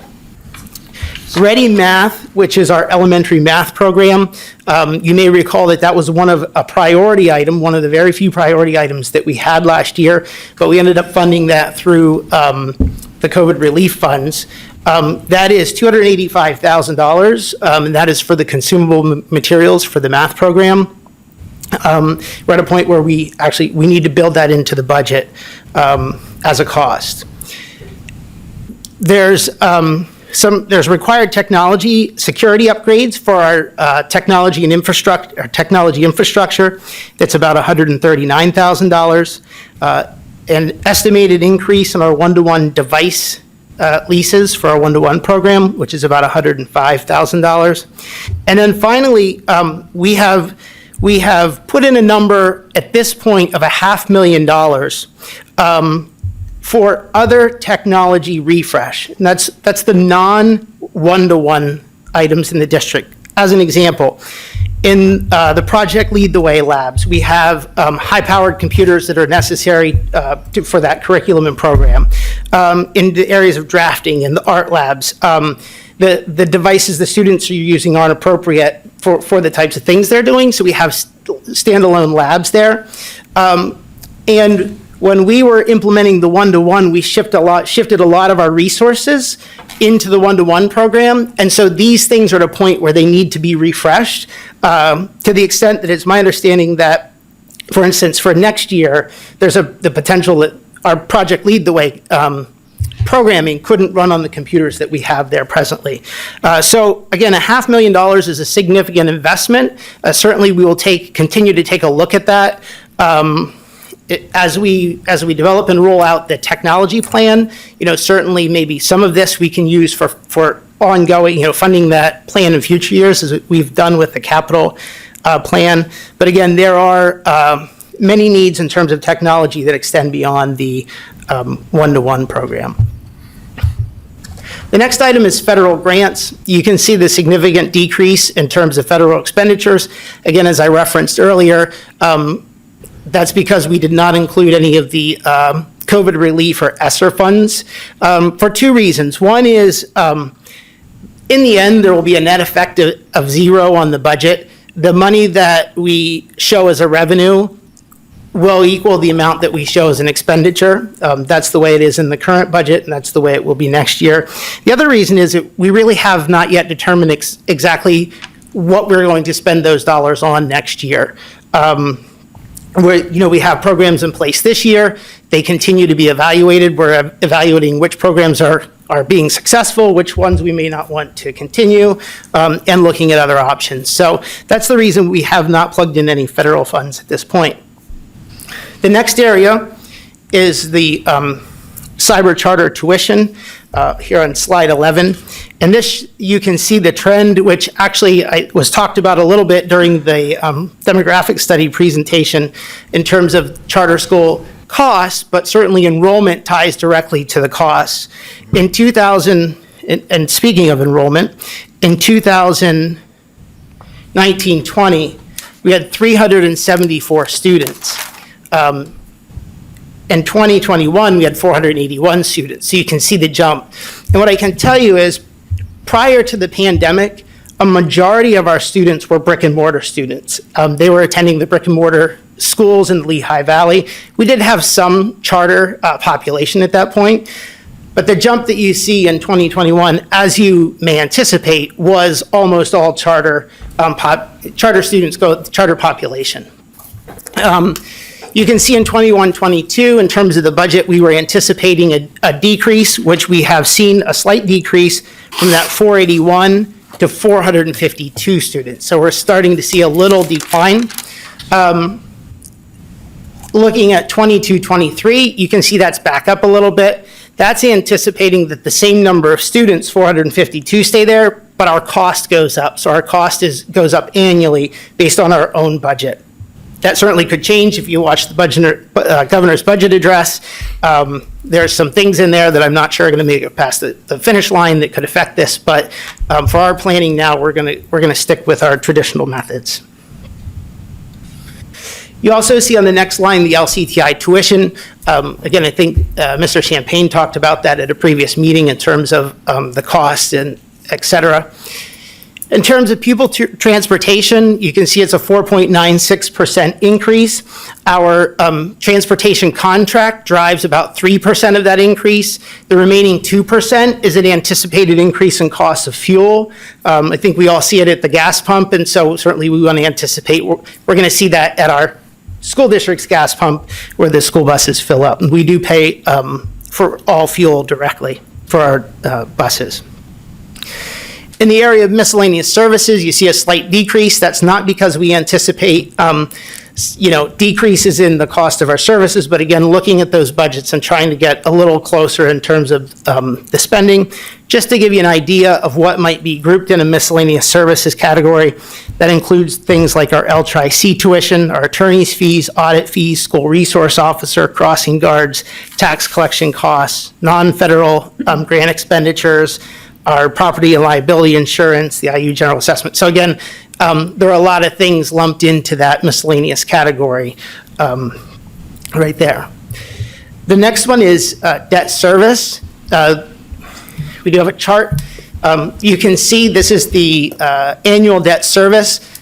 The entire bar here represents the amount that we pay for the debt service, and the yellow piece at the top represents the reimbursement that we get back from the Commonwealth as a reimbursable project through the state's PlanCon program.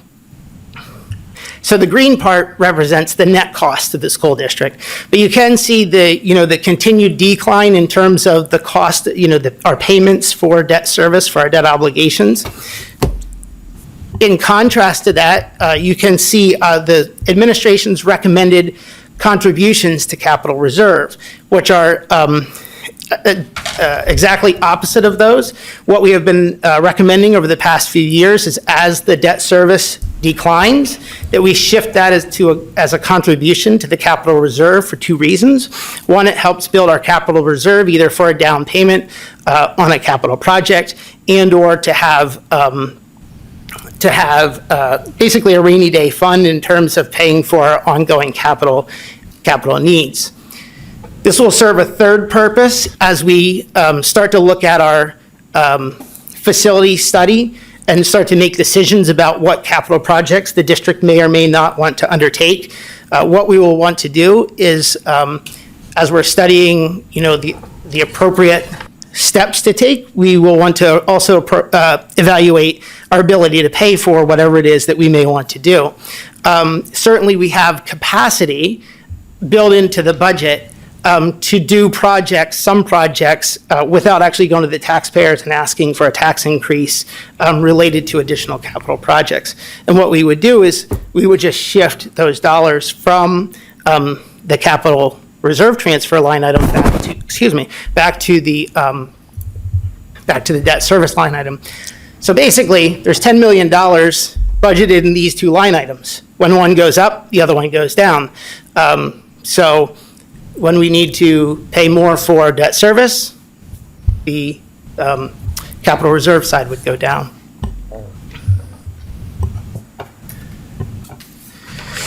The next item is the budgetary reserve line item. Budgetary reserve, we have, over the past several years, and I think by board policy, budgeted 5% of our anticipated expenditures. You may recall in my last presentation, when I discussed the fact that when we look at our numbers, we actually take out budgetary reserve because it's a contingency line item in terms of looking at our bottom line. So while you see an increase in the amount here, when we look at our numbers, when we look at our bottom line, the net effect is zero. And then finally, as Dr. Campbell talked about earlier, the budget priorities are included here, so you can then see that the total of all other services. I know that was really quick. Hopefully it was also thorough. But at this point, I will be happy to entertain any questions that things I may not have been clear about or glazed over too quickly. All right, so thank you for your quick and thorough overview. Ms. Bowman? Yeah, when you were talking about the equipment refresh, is that something, since those are all one-time costs, and the other technological needs that you had mentioned, is that something that you can use the ESSER funds for?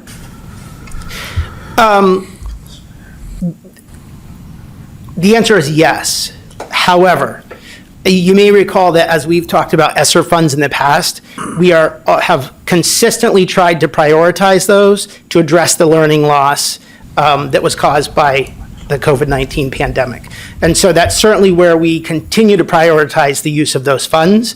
So the answer is yes. However, we have not looked at it in that way. Okay. Can I also add,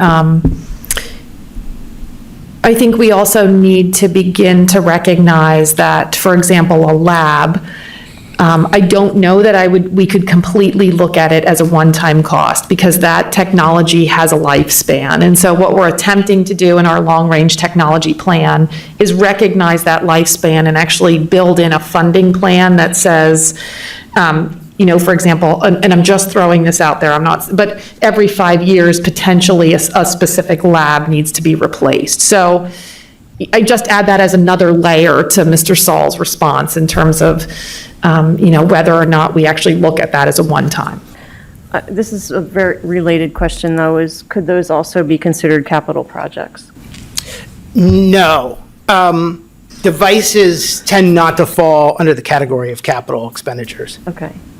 And then I guess these are more philosophical questions. You had mentioned expecting the device lease agreements to go up. And I'm wondering if this is a good time for us to, or maybe you're already doing this, evaluate whether the companies that we're leasing from are the best companies. We haven't really had that come up at the board since we voted in 1-to-1. I think it's Apple iPads at the lower level and Chrome at the upper level. Is that what we want to stay with? Maybe the answer is yes, but we haven't had those discussions on the board level, and I wouldn't mind hearing more about whether we're happy with those brands. And may I comment on that? Yeah. In terms of the, obviously there's not a one-to-one comparison with an Apple iPad, but in terms of the Chrome devices, there are multiple manufacturers, and our technology department actually does look at the different manufacturers and models in terms of evaluating each time that we come up for a refresh. So, yeah. So that part of that is evaluated. Okay. You could still I'm not saying that we should do this. These are just, you could evaluate on the lower level, should we have Chromebooks there versus iPads? I don't necessarily mean, I'm just saying the whole thing, take a look at it and make sure that we agree that we have the right devices in place after the program has been going on. Yeah, and just to give, again, a little bit more information about that, I appreciate the question, and the answer is yes. Anytime our technology team brings a lease agreement to anytime our technology team as well as administration brings a lease agreement to the board, there is background or homework that has been done in terms of reaching out to stakeholders at each level and getting feedback in terms of, is this particular device meeting the needs of teachers and kids? Okay, wonderful. I did have one more question, but I don't remember what it was, so I'll collect my thoughts and allow somebody else to ask questions. I don't know who that is. Go ahead. Okay. Yes, Dr. Whitney, thank you. Fairly quick question, I think, related to technology. We talked about hardware, but what about software licenses? When are those evaluated, and where do those fit in terms of the line items and the expenditures? Yeah, let me just, it seems like there is a little bit of a line of technology questions. We do plan to bring to the board a technology plan that maybe when presented with that, it may answer some of these questions. So if it would be fair to defer these in terms of when we may actually be able to put information in front of you that answers some of these and helps better Sure. understand. Yeah, I was clarifying that software and hardware are included in that plan, so if they are, that's great. Yeah. Yeah, Can wait. okay.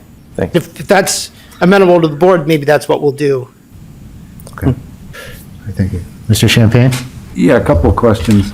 I know in, was it the 2021 budget, the pupil transportation costs got, and the state reimbursement kind of got out of whack because of the fact that we weren't using the buses as much because we were all in the kind of the hybrid mode or the remote mode.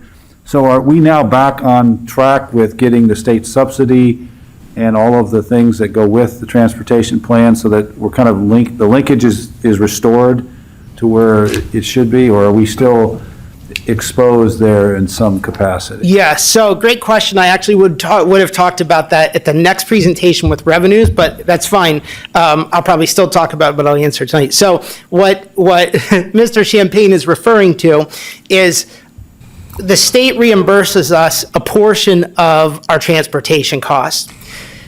The reimbursement is delayed 1 year, so we actually pay our transportation obligations this year. We then report, in the summertime to the Department of Education. They spend 9 months calculating what we report to them, and then we receive our subsidy actually next year for the current year.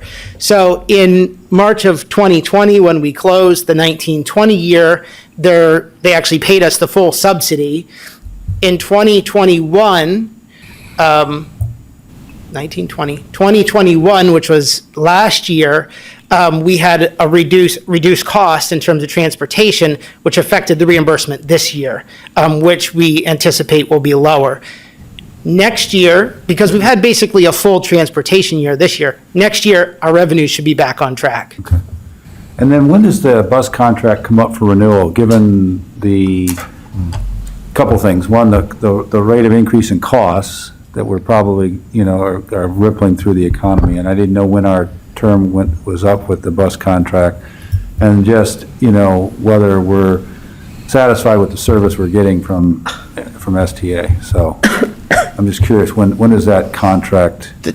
The contract, I just looked at it today, it's either 24 or 25. I think there's two more. There 23, 24, 22, 23, and then 23, 24. I think it expires at the end of 24. All right, so we've got a ways to go yet before the Yes, contract. yes. And what I can share is districts that are presently negotiating are seeing the floor increase significantly. So while we have scheduled 3% increases until 24, we can probably anticipate that there's going to be a significant increase in our transportation costs moving into that following year, because that's just what, their costs are going up, but they're bound by contract right now. Right. So, All right, so we're protected for maybe another year or two, and then, correct. and so it's just a ripple. Fuel is fuel, we got to pay it no matter whether it's high or low, so that, and then just on the budget priorities, your line item on page 10 and then what we saw at the beginning didn't tie, so I was just wondering what the difference was. Yes, thank you. I had a note to mention that and I forgot, so thank you. On page, on slide 4, the costs there represent the net cost to the district. On salaries, employee salaries, we receive a reimbursement from the state for retirement and Social Security. So the expense on this slide 10, actually shows the full expense. We don't see the revenue piece. On slide 4, you actually see the net cost to the district of those priorities. Okay. Thank you, Bob. Yeah, thank you. Good as always. Mr. Byrd? I have a few questions, Mr. Saul. I guess my question relate to the charter school cost. How do you determine the different costs? How do you budget that based on the special educational students versus non-special education students? How do you figure that, project that? Yeah, so there's a specific calculation that's established by the state for the cost of regular ed versus special education. What we do is I look at a 10-year average of the increase year over year, and then I apply that to the current year costs. It's really actually, the formula is actually driven by our expenses when it's calculated. So it's a little hard while we're working on the budget and numbers are moving to know what that's going to be. But it's really just looking back and projecting forward. And relative, what is that difference between a special ed student and a non-special ed student, the cost-wise, just the general cost number? It's about 12,000, give or take, difference between the two. It's like 10,000 versus 22,000. Now, as far as you getting the higher amount from special education, what is required? Is it IEP sent to the district from each student that we pay that to? Yes, the student needs to have an IEP. From the charter school? Correct. And you receive that? We received the cover sheet. I guess one other question, as you look at this brick and mortar versus cyber, the majority, I guess, our students are more related in brick and mortar schools, is that what you said in the statement? Traditionally, however, post-2020, we have a much greater cyber population.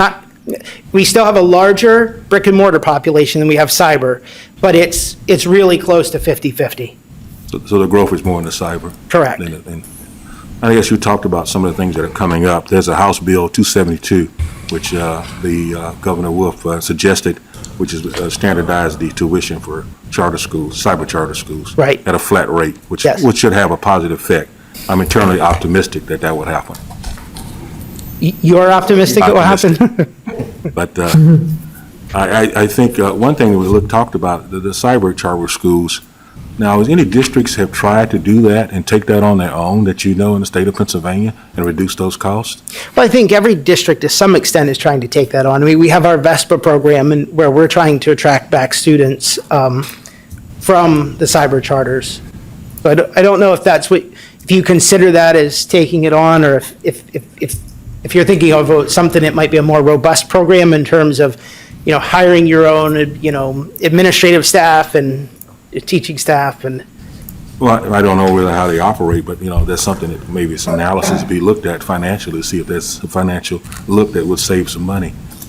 And I guess also one other question I have in the brick and mortar population, people make choices for certain reasons. And I think we looked at as a district to find out why they make these choices and how we can continue. Maybe we don't have the right product, or we're not filling the needs of certain students that they move to brick and mortar charter schools? Respectfully, I'm not sure I'm the correct person to answer that question. Well, it's just a question, general question.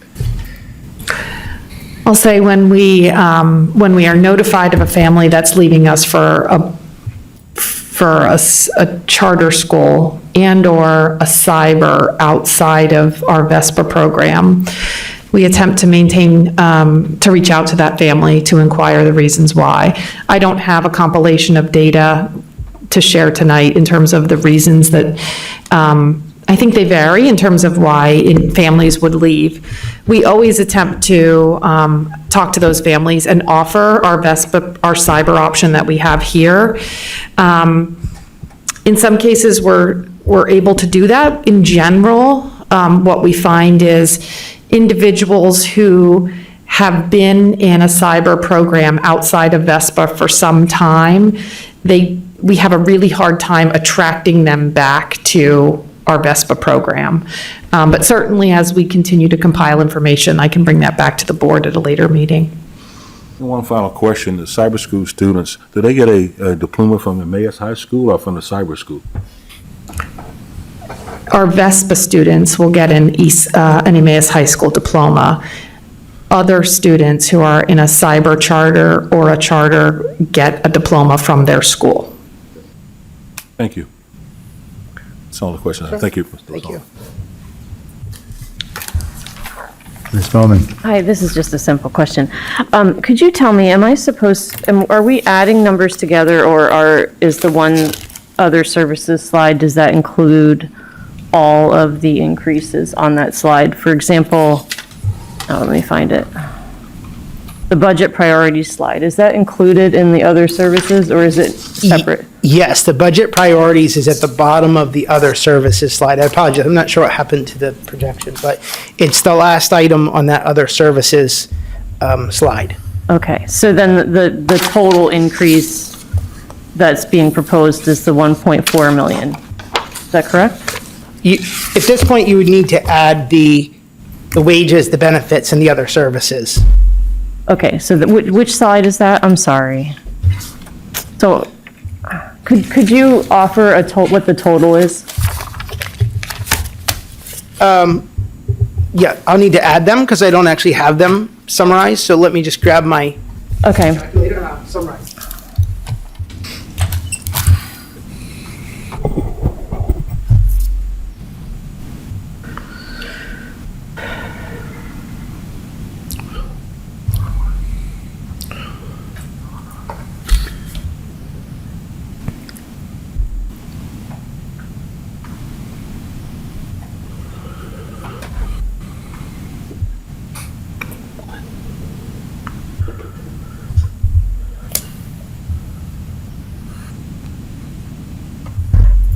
I've come up with $3,399,221. Okay. What was that again? $3,399,221. I just want to make sure what that represents, though. What does that represent? That's the total increase. Oh, okay. So the sum of the increase on the wages slide, the benefit slide, and the Okay. other services slide. Got it. Any other questions? Okay, so some of my questions were already answered. I did want to make note, I thought it was interesting when you mentioned that there's an interplay between debt service and capital reserve. It looks to me like if you add the two up, you're at about $10 million. What's the significance of that number, or is it a convenient target to use, or? 10 million was the level of debt service that we actually were maintaining when we started looking at a long-range plan and started doing long-range planning. We have shifted all. Let me back up.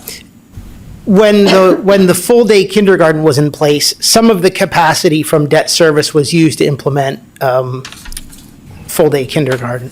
Otherwise, all of the capacity has been captured. Maybe there was a little bit in the pandemic year, but for the most part, it's been captured and moved to a contribution to capital reserve. Again, recognizing that if you use that, if you start to use that for operational expenses, then when it comes time to do a capital project, you need to build that back in. You have to raise the tax rate, if you will, to building capacity to pay for your debt service. So what we're trying to do is preserve capacity, recognizing that there are potentially projects to do. And even if there aren't projects, our list of our 10-year maintenance plan continues to grow, especially with our recent review of facilities. So Okay. you'll see that has increased significantly from prior years in terms of the annual cost. All right, thank you. Learned something new. If there are no further questions, I'd like to again thank Mr. Saul for another fine presentation. We look forward to the next installment of This is the Budget. Great, thank you. Welcome. All right, moving on. In our agenda, we come to personnel. I get a motion for agenda item A. So moved. Second. Ms. Allen, will you call I'm sorry, any discussion? Ms. Allen, will you call the roll? Mr. Byrd? Aye. Excuse me. Mr. Champagne? Aye. Mr. Falegi? Aye. Jankowski? Aye. Mr. Smith? Aye. Dr. Whitney? Aye. Mrs. Bowen? Aye. Miss Bowman? Aye. Dr. Levinson? Aye. 9 ayes. Okay, thank you. Moving on to business operations. Dr. Levinson, I apologize for the interruption. Do you mind if I make one comment on personnel? I do not mind at all. Thank you. I just wanted to recognize, because the board has accepted the resignation for purposes of retirement of Jackie Attinella, Ms. Jackie Vogel, who is the principal at Shoemaker Elementary. Ms. Vogel has been a part of our East Penn team since 2002. She's been with us as an elementary teacher, an instructional support teacher, and she's been the principal at Shoemaker Elementary for the past 5 years. She is a phenomenal educational leader, and we're certainly very happy for her as she thinks about moving on to things outside of being an elementary principal. And certainly, we are very appreciative of the fact that she has given us ample time to do a comprehensive search. The next principal has incredibly huge shoes to fill, and we are just very fortunate that we continue to have the spring to do that, and that Ms. Vogel will continue that in that role until early summer. Thank you. Okay, thank you, Dr. Campbell. Moving on to business operations, there are 5 items under this agenda item. The 5th item is for informational purposes only, so we're going to look at items A through D. But first, I'd like to, if there are no objections, take items A through C. May I get a motion? So moved. Second. Any questions or discussion? All right, if not, Ms. Allen, will you take the roll? Mr. Champagne? Aye. Mr. Falegi? Aye. Mr. Jankowski? Aye. Mr. Smith? Aye. Dr. Whitney? Aye. Mrs. Bowen? Aye. Ms. Bowman? Aye. Mr. Byrd? Aye. Dr. Levinson? Aye. 9 ayes. Okay, thank you. Next is item D. May I get a motion, please? So moved. Second. Ms. Allen, will you call the roll? Mr. Falegi? Aye. Mr. Jankowski? Aye. Mr. Smith? Aye. Dr. Whitney? Aye. Mrs. Bowen? Aye. Ms. Bowman? No. Mr. Byrd? Aye. Mr. Champagne? Aye. Dr. Levinson? Aye. 8 ayes, 1 nay.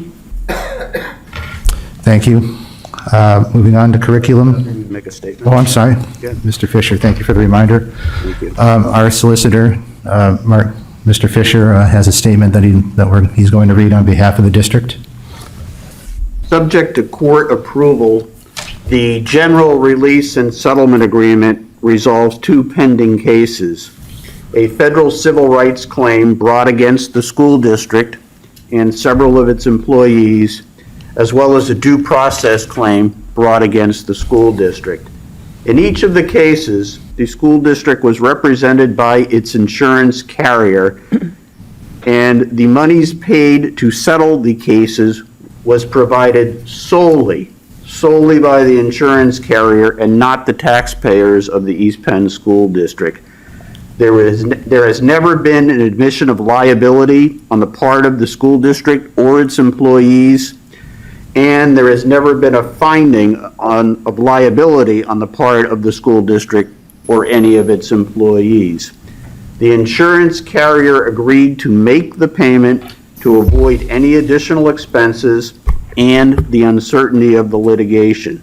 Nothing in the general release and settlement agreement should be construed to establish a custom or policy of the school district in responding to lawsuits, and the school district will continue to aggressively address any and all litigation brought against either it or its employees.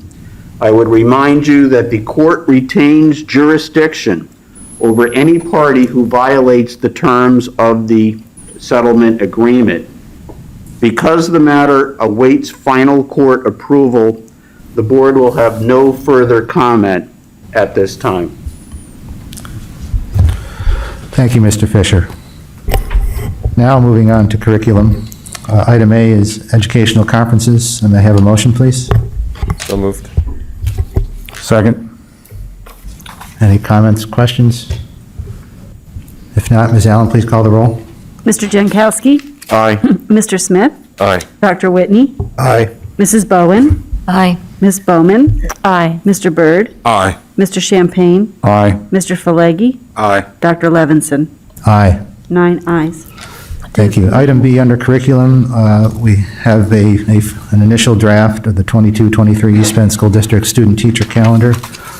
Is Dr. Campbell, someone going to give us an overview? Yes, Dr. Povolitis has some brief introductory statements.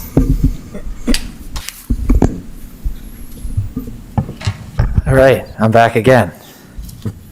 Okay, so I hope you could see that there's a new look to the calendar this year, but more importantly for the board, I hope you see that the proposed calendar does reflect feedback that we received from the board and the community over the past several years. Additionally, each year the Lehigh County superintendents work together to coordinate calendars as much as possible to support our LCTI programming and also for consistency. So overall, the board should know that, of course, we work together as a team, and we've pulled together a calendar that reflects consistency for programming of our students, feedback from the community and the board from the past, as well as overall administration focus on instruction and learning. So we look forward to a vote on the calendar at the March 14th board meeting. Thank you. Okay, thank you, Dr. Povolitis. Do we have any questions or comments from Mr. Champagne? Yes, thank you. I do like the new look. With 5 flexible instruction days, why are we still carrying 3 snow days? I mean, can we eliminate a snow day or 2 and use the flexible instructional days? I'd like to see us use those days rather than just say we have them and push the number of academic days up as high as we can. So I'm just curious what your thought process was on that. Sure, that's something that we discussed. We continue to just stick with the 3 snow days. That's what we had done in the past. It's absolutely something we talked about. It's an option we could implement this year if the board wants to go that route. We just felt like if you get hit by a big winter, you have your 5 FID days if they are used, and then you have the 3 built-in snow days. But open to feedback if that's what the board wants to go. If they would, that's an option. We could cut it down to 2 snow days and move the end of the school year back 1 day from a Monday to the Friday. That's an option. Happy to hear your thoughts. So you guys have kicked it around. I'm just curious, is this where you came down? Is to kind of stay with the 3 and the 5, or what was the kind of the general consensus in terms of? Well, the consensus was we would just kind of stick with what we had said we would continue to do, which was build the snow days into the calendar. But absolutely, I think using your words, we kicked it around and talked about it, landed here, but it's not like it was a convincing we need to make sure we do that. All right. Ms. Bowman? Thank you. Yeah, I think it would be helpful for us to have a separate discussion about the flexible instruction days. It's my understanding that they don't affect every family the same way, and we've been really relying on them this year, almost making them a given rather than a rare thing that happens. And that maybe that's the right way to go, but I think it would be helpful to have that as an agenda item at a future meeting to discuss pros and cons of going flexible instruction versus just having a snow day. I don't know what else to call these things, good old-fashioned no school day. And I say that because, especially at the elementary level and also with special education, we've heard these stories all through the pandemic. We have children who don't have people who can be home with them when there's no school. And I think it's a high expectation that they will have caregivers who can help them do school when those caregivers are most likely at work somewhere else. So, and I know that's not the case with every family, but this is something that I think we really truly need to weigh the pros and cons. Are we putting extra stress on families? Is there actual instruction truly happening, especially at our youngest grades and in some of our special education classes? Is it worth it for us to be calling these days? And I understand they help us keep, having an extra in-school day too, but I just want to make sure we fully listen to the public on that before coming to a decision, which is right around the corner of this calendar. So I wouldn't recommend getting rid of the snow days on this upcoming calendar. I think that's too soon. And instead having a full meeting and allowing the public to tell us their thoughts and also the administration to tell us their thoughts on why, on the philosophy behind that. Would you like to respond? Yeah, I'll give my perspective as well, and then I'm sort of looking over to Mark Fisher just in terms of board responsibilities versus administrator responsibilities. I appreciate that the board approved the district's application for FID days. And so the East Penn, as you know, last year applied to use flexible instructional days. We've received approval to use a maximum of 5 days per year, and that was a 3-year application. Do I have that right, Dr. Povolitis? That is accurate, yes. I will say, I recognize that technically this year is the first year that we were able to use the FID days. I don't know. I wouldn't necessarily agree with just because so far the 3 weather events that we have, that FID days are sort of our day of choice, meaning that we will use those before we use snow days. That's not necessarily the case, and I think I explained that a little bit the last time when I talked about inclement weather in terms of the approach that we have taken this year is really looking at the weather event and making a determination as to, is it a snow day? Would we use an FID day? Also, having said that, I just think about the appropriate way for us to get input on that. And certainly if board members have any input, administration is always receptive and welcome to hear that input. As part of, I meet monthly, I have a parent advisory council. This was actually one of our recent discussion topics. So I've received some feedback from there in terms of feedback on flexible instructional days. I also recently shared with the board, Dr. Povolitis, Mrs. Whitman, and I, over the course of the next month and a half, we're having listening sessions in all of our buildings. And so, certainly FID days have come up as part of some of those discussions. And the feedback I can say right now is mixed in that there are some families who appreciate the continuity. There are other families who have expressed concerns in terms of, in particular, whether it's working with special needs students and/or sometimes some of our younger learners. And again, we hear mixed feedback about the benefits of a snow day versus an FID day. So I don't know that it's, again, I value the feedback. I'm just thinking about whether or not we have a board discussion focused on FID days and the appropriateness of that.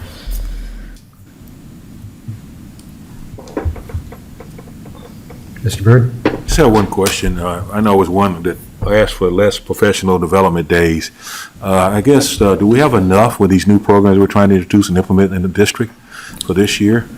I'm very concerned about that. We have some programs we're trying to get off the ground, and we have a lot of professional training. Do we have enough days in this calendar to make that happen? Well, professional development, I don't think you ever have enough professional development, in my opinion. However, there's only so many days that we can use by contract. So we stick within the days that were allotted, and we balance that with student days and teacher days. So with what we were given, we feel like this is the best plan. Okay. So we're pretty much maxed out right now what we can do based on the balance between student time and what the contract show. That's correct.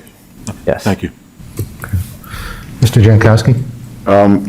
I would just second what Ms. Bowman said. I think it's important that we keep the 3 snow days. As a parent and a board member, I'm struggling seeing the usefulness of the FID days. Based on what the community, I'm hearing in the community and what I'm seeing in my own house, particularly with the younger children. I'm just not sure that I see the effectiveness of those days. Mr. Smith?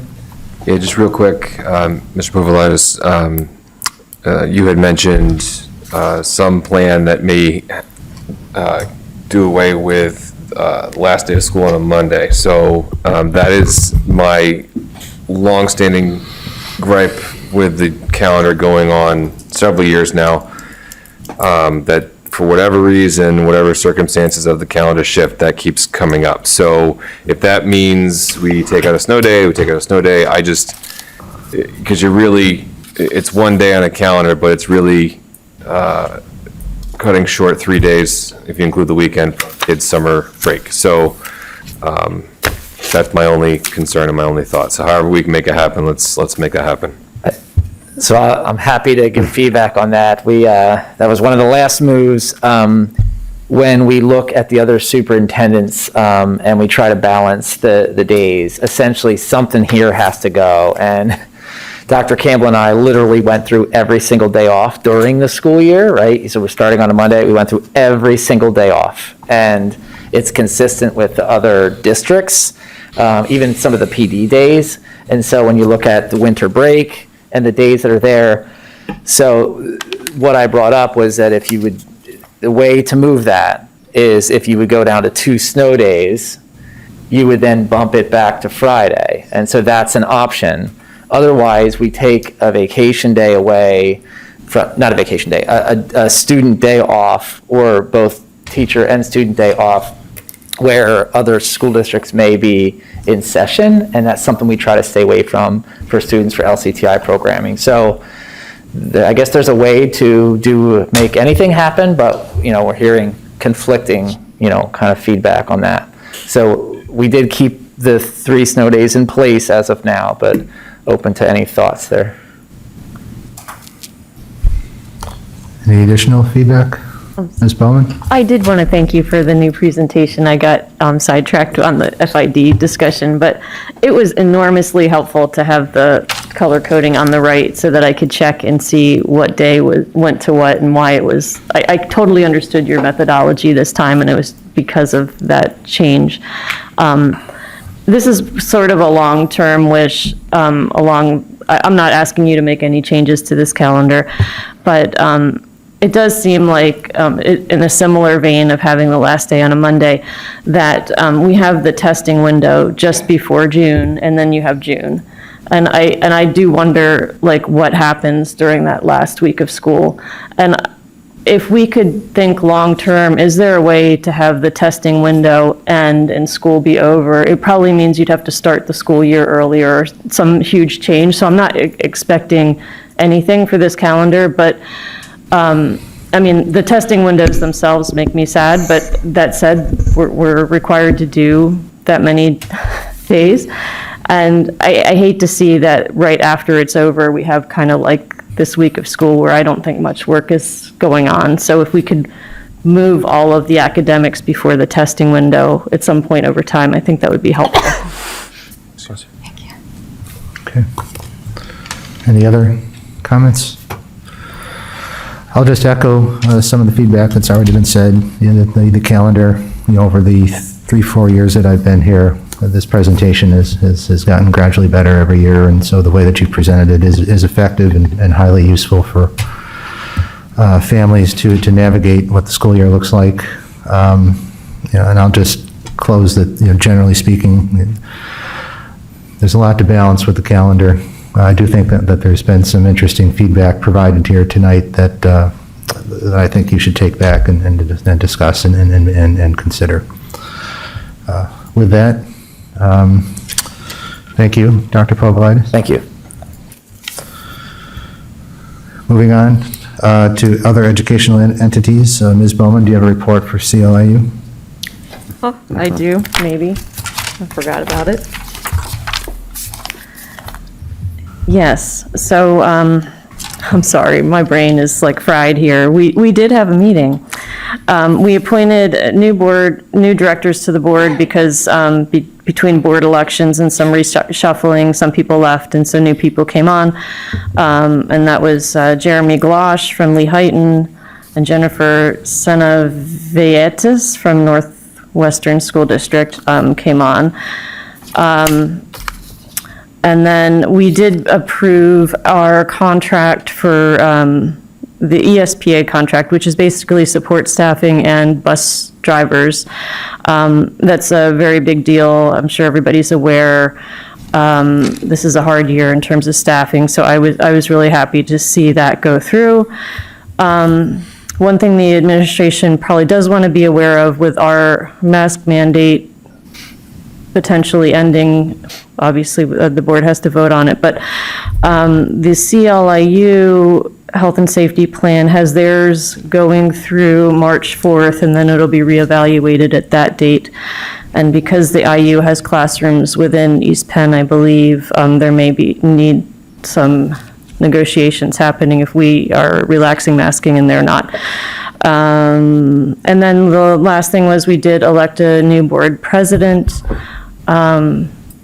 I'm sorry, his name's not coming to mind right now. He's from Whitehall. Anyway, great guy. And that's the end of my report. Okay, thank you, Ms. Bowman. Any questions? If not, we'll move on to report from LCTI. Mr. Champagne? Yes, thank you, Dr. Levinson. The LCTI Joint Operating Committee met on the 26th of January. It was a hybrid meeting, both in person and Zoom. After all of the election mess was finally sorted out, David Hine, who was voted in as a returning Parkland board member, was elected chairperson of the JOC for 2022. As you saw earlier tonight, the general operating and academic senate budgets were approved by the JOC on a unanimous basis and sent to the districts for their approval. So hopefully we will see the districts vote in favor of these budgets. Key drivers were similar to what Mr. Saul illuminated. The salary increases, benefit increases were a huge driver. We did see some offsets in supplies and services. The impact to East Penn as a total was about 7.3% increase over 2021-22. And part of that's driven by the fact that our number of students enrolled up there has changed. We base our general operating expense exposure based on a 5-year rolling average of students, as well as the market value of our properties in the East Penn School District, which set capital and debt service amount for the budget. So I know these budgets were distributed to the board. If there are any questions, especially from the new members, please let me know. I'll be happy to go through the budgets with you and point out the highlights. District 11 championships were held, District 11 Skills USA championships were held on February 2nd. There were a number of first place finishers in East Penn. Ryan Gowan was first in graphics communications. Christopher McDonald was first in commercial baking. And Michael Schmelnist was first in collision repair technology. Each of these winners will represent the District 11 region at the Pennsylvania Skills USA Championships, which are held in April. There were some other winners that finished second and third. Kira Hanchard was second in health knowledge of a team of 4. Logan Roth was second in diesel equipment technology. So congratulations to them as well. The PA Department of Education awarded LCTI a $48,000 equipment grant. So that was well appreciated. The Joint Operating Committee appointed Holly Keller as the new business manager, replacing Pat Bader, who's retiring in March. Holly comes highly recommended from them as business manager at the Reading Muhlenberg Career and Technology Center since 2015, so we're very happy to have her on board. Now we just have to get a replacement for Dr. Rushton, which is going to be a tough one. The Act 93 Administrators Compensation Plan was approved. This is a 5-year agreement. Some neat things have happened in terms of the application process. Is now all online, so students can go to the application area of the website, and it's a very streamlined process. It then feeds into each of the sending districts. As of the 26th, over 300 applicants had used the online portal to apply, so that's neat. And then we're also implementing 5th grade tours of LCTI starting the weeks of March 3rd, the 3rd and 4th weeks of March. I think this is great to get students and their parents a chance to see what LCTI can offer at an early age, and then we'll follow up with them as they progress through their middle years. And then the website has been updated with new videos and information on LCTI, so if you have any questions, take a look at the website. It's really great for students. My report. Okay, thank you, Mr. Champagne. Any questions from the board? If not, move on to announcements. There was an executive session held this evening where we discussed negotiations and litigation. Our next regular board meeting is in 2 weeks, Monday, February 28th at 7:30 PM. I'll now accept a motion to adjourn. So moved. Second? All those in favor signify by saying aye. Aye. Aye. Opposed? Meeting is adjourned. Thank you very much.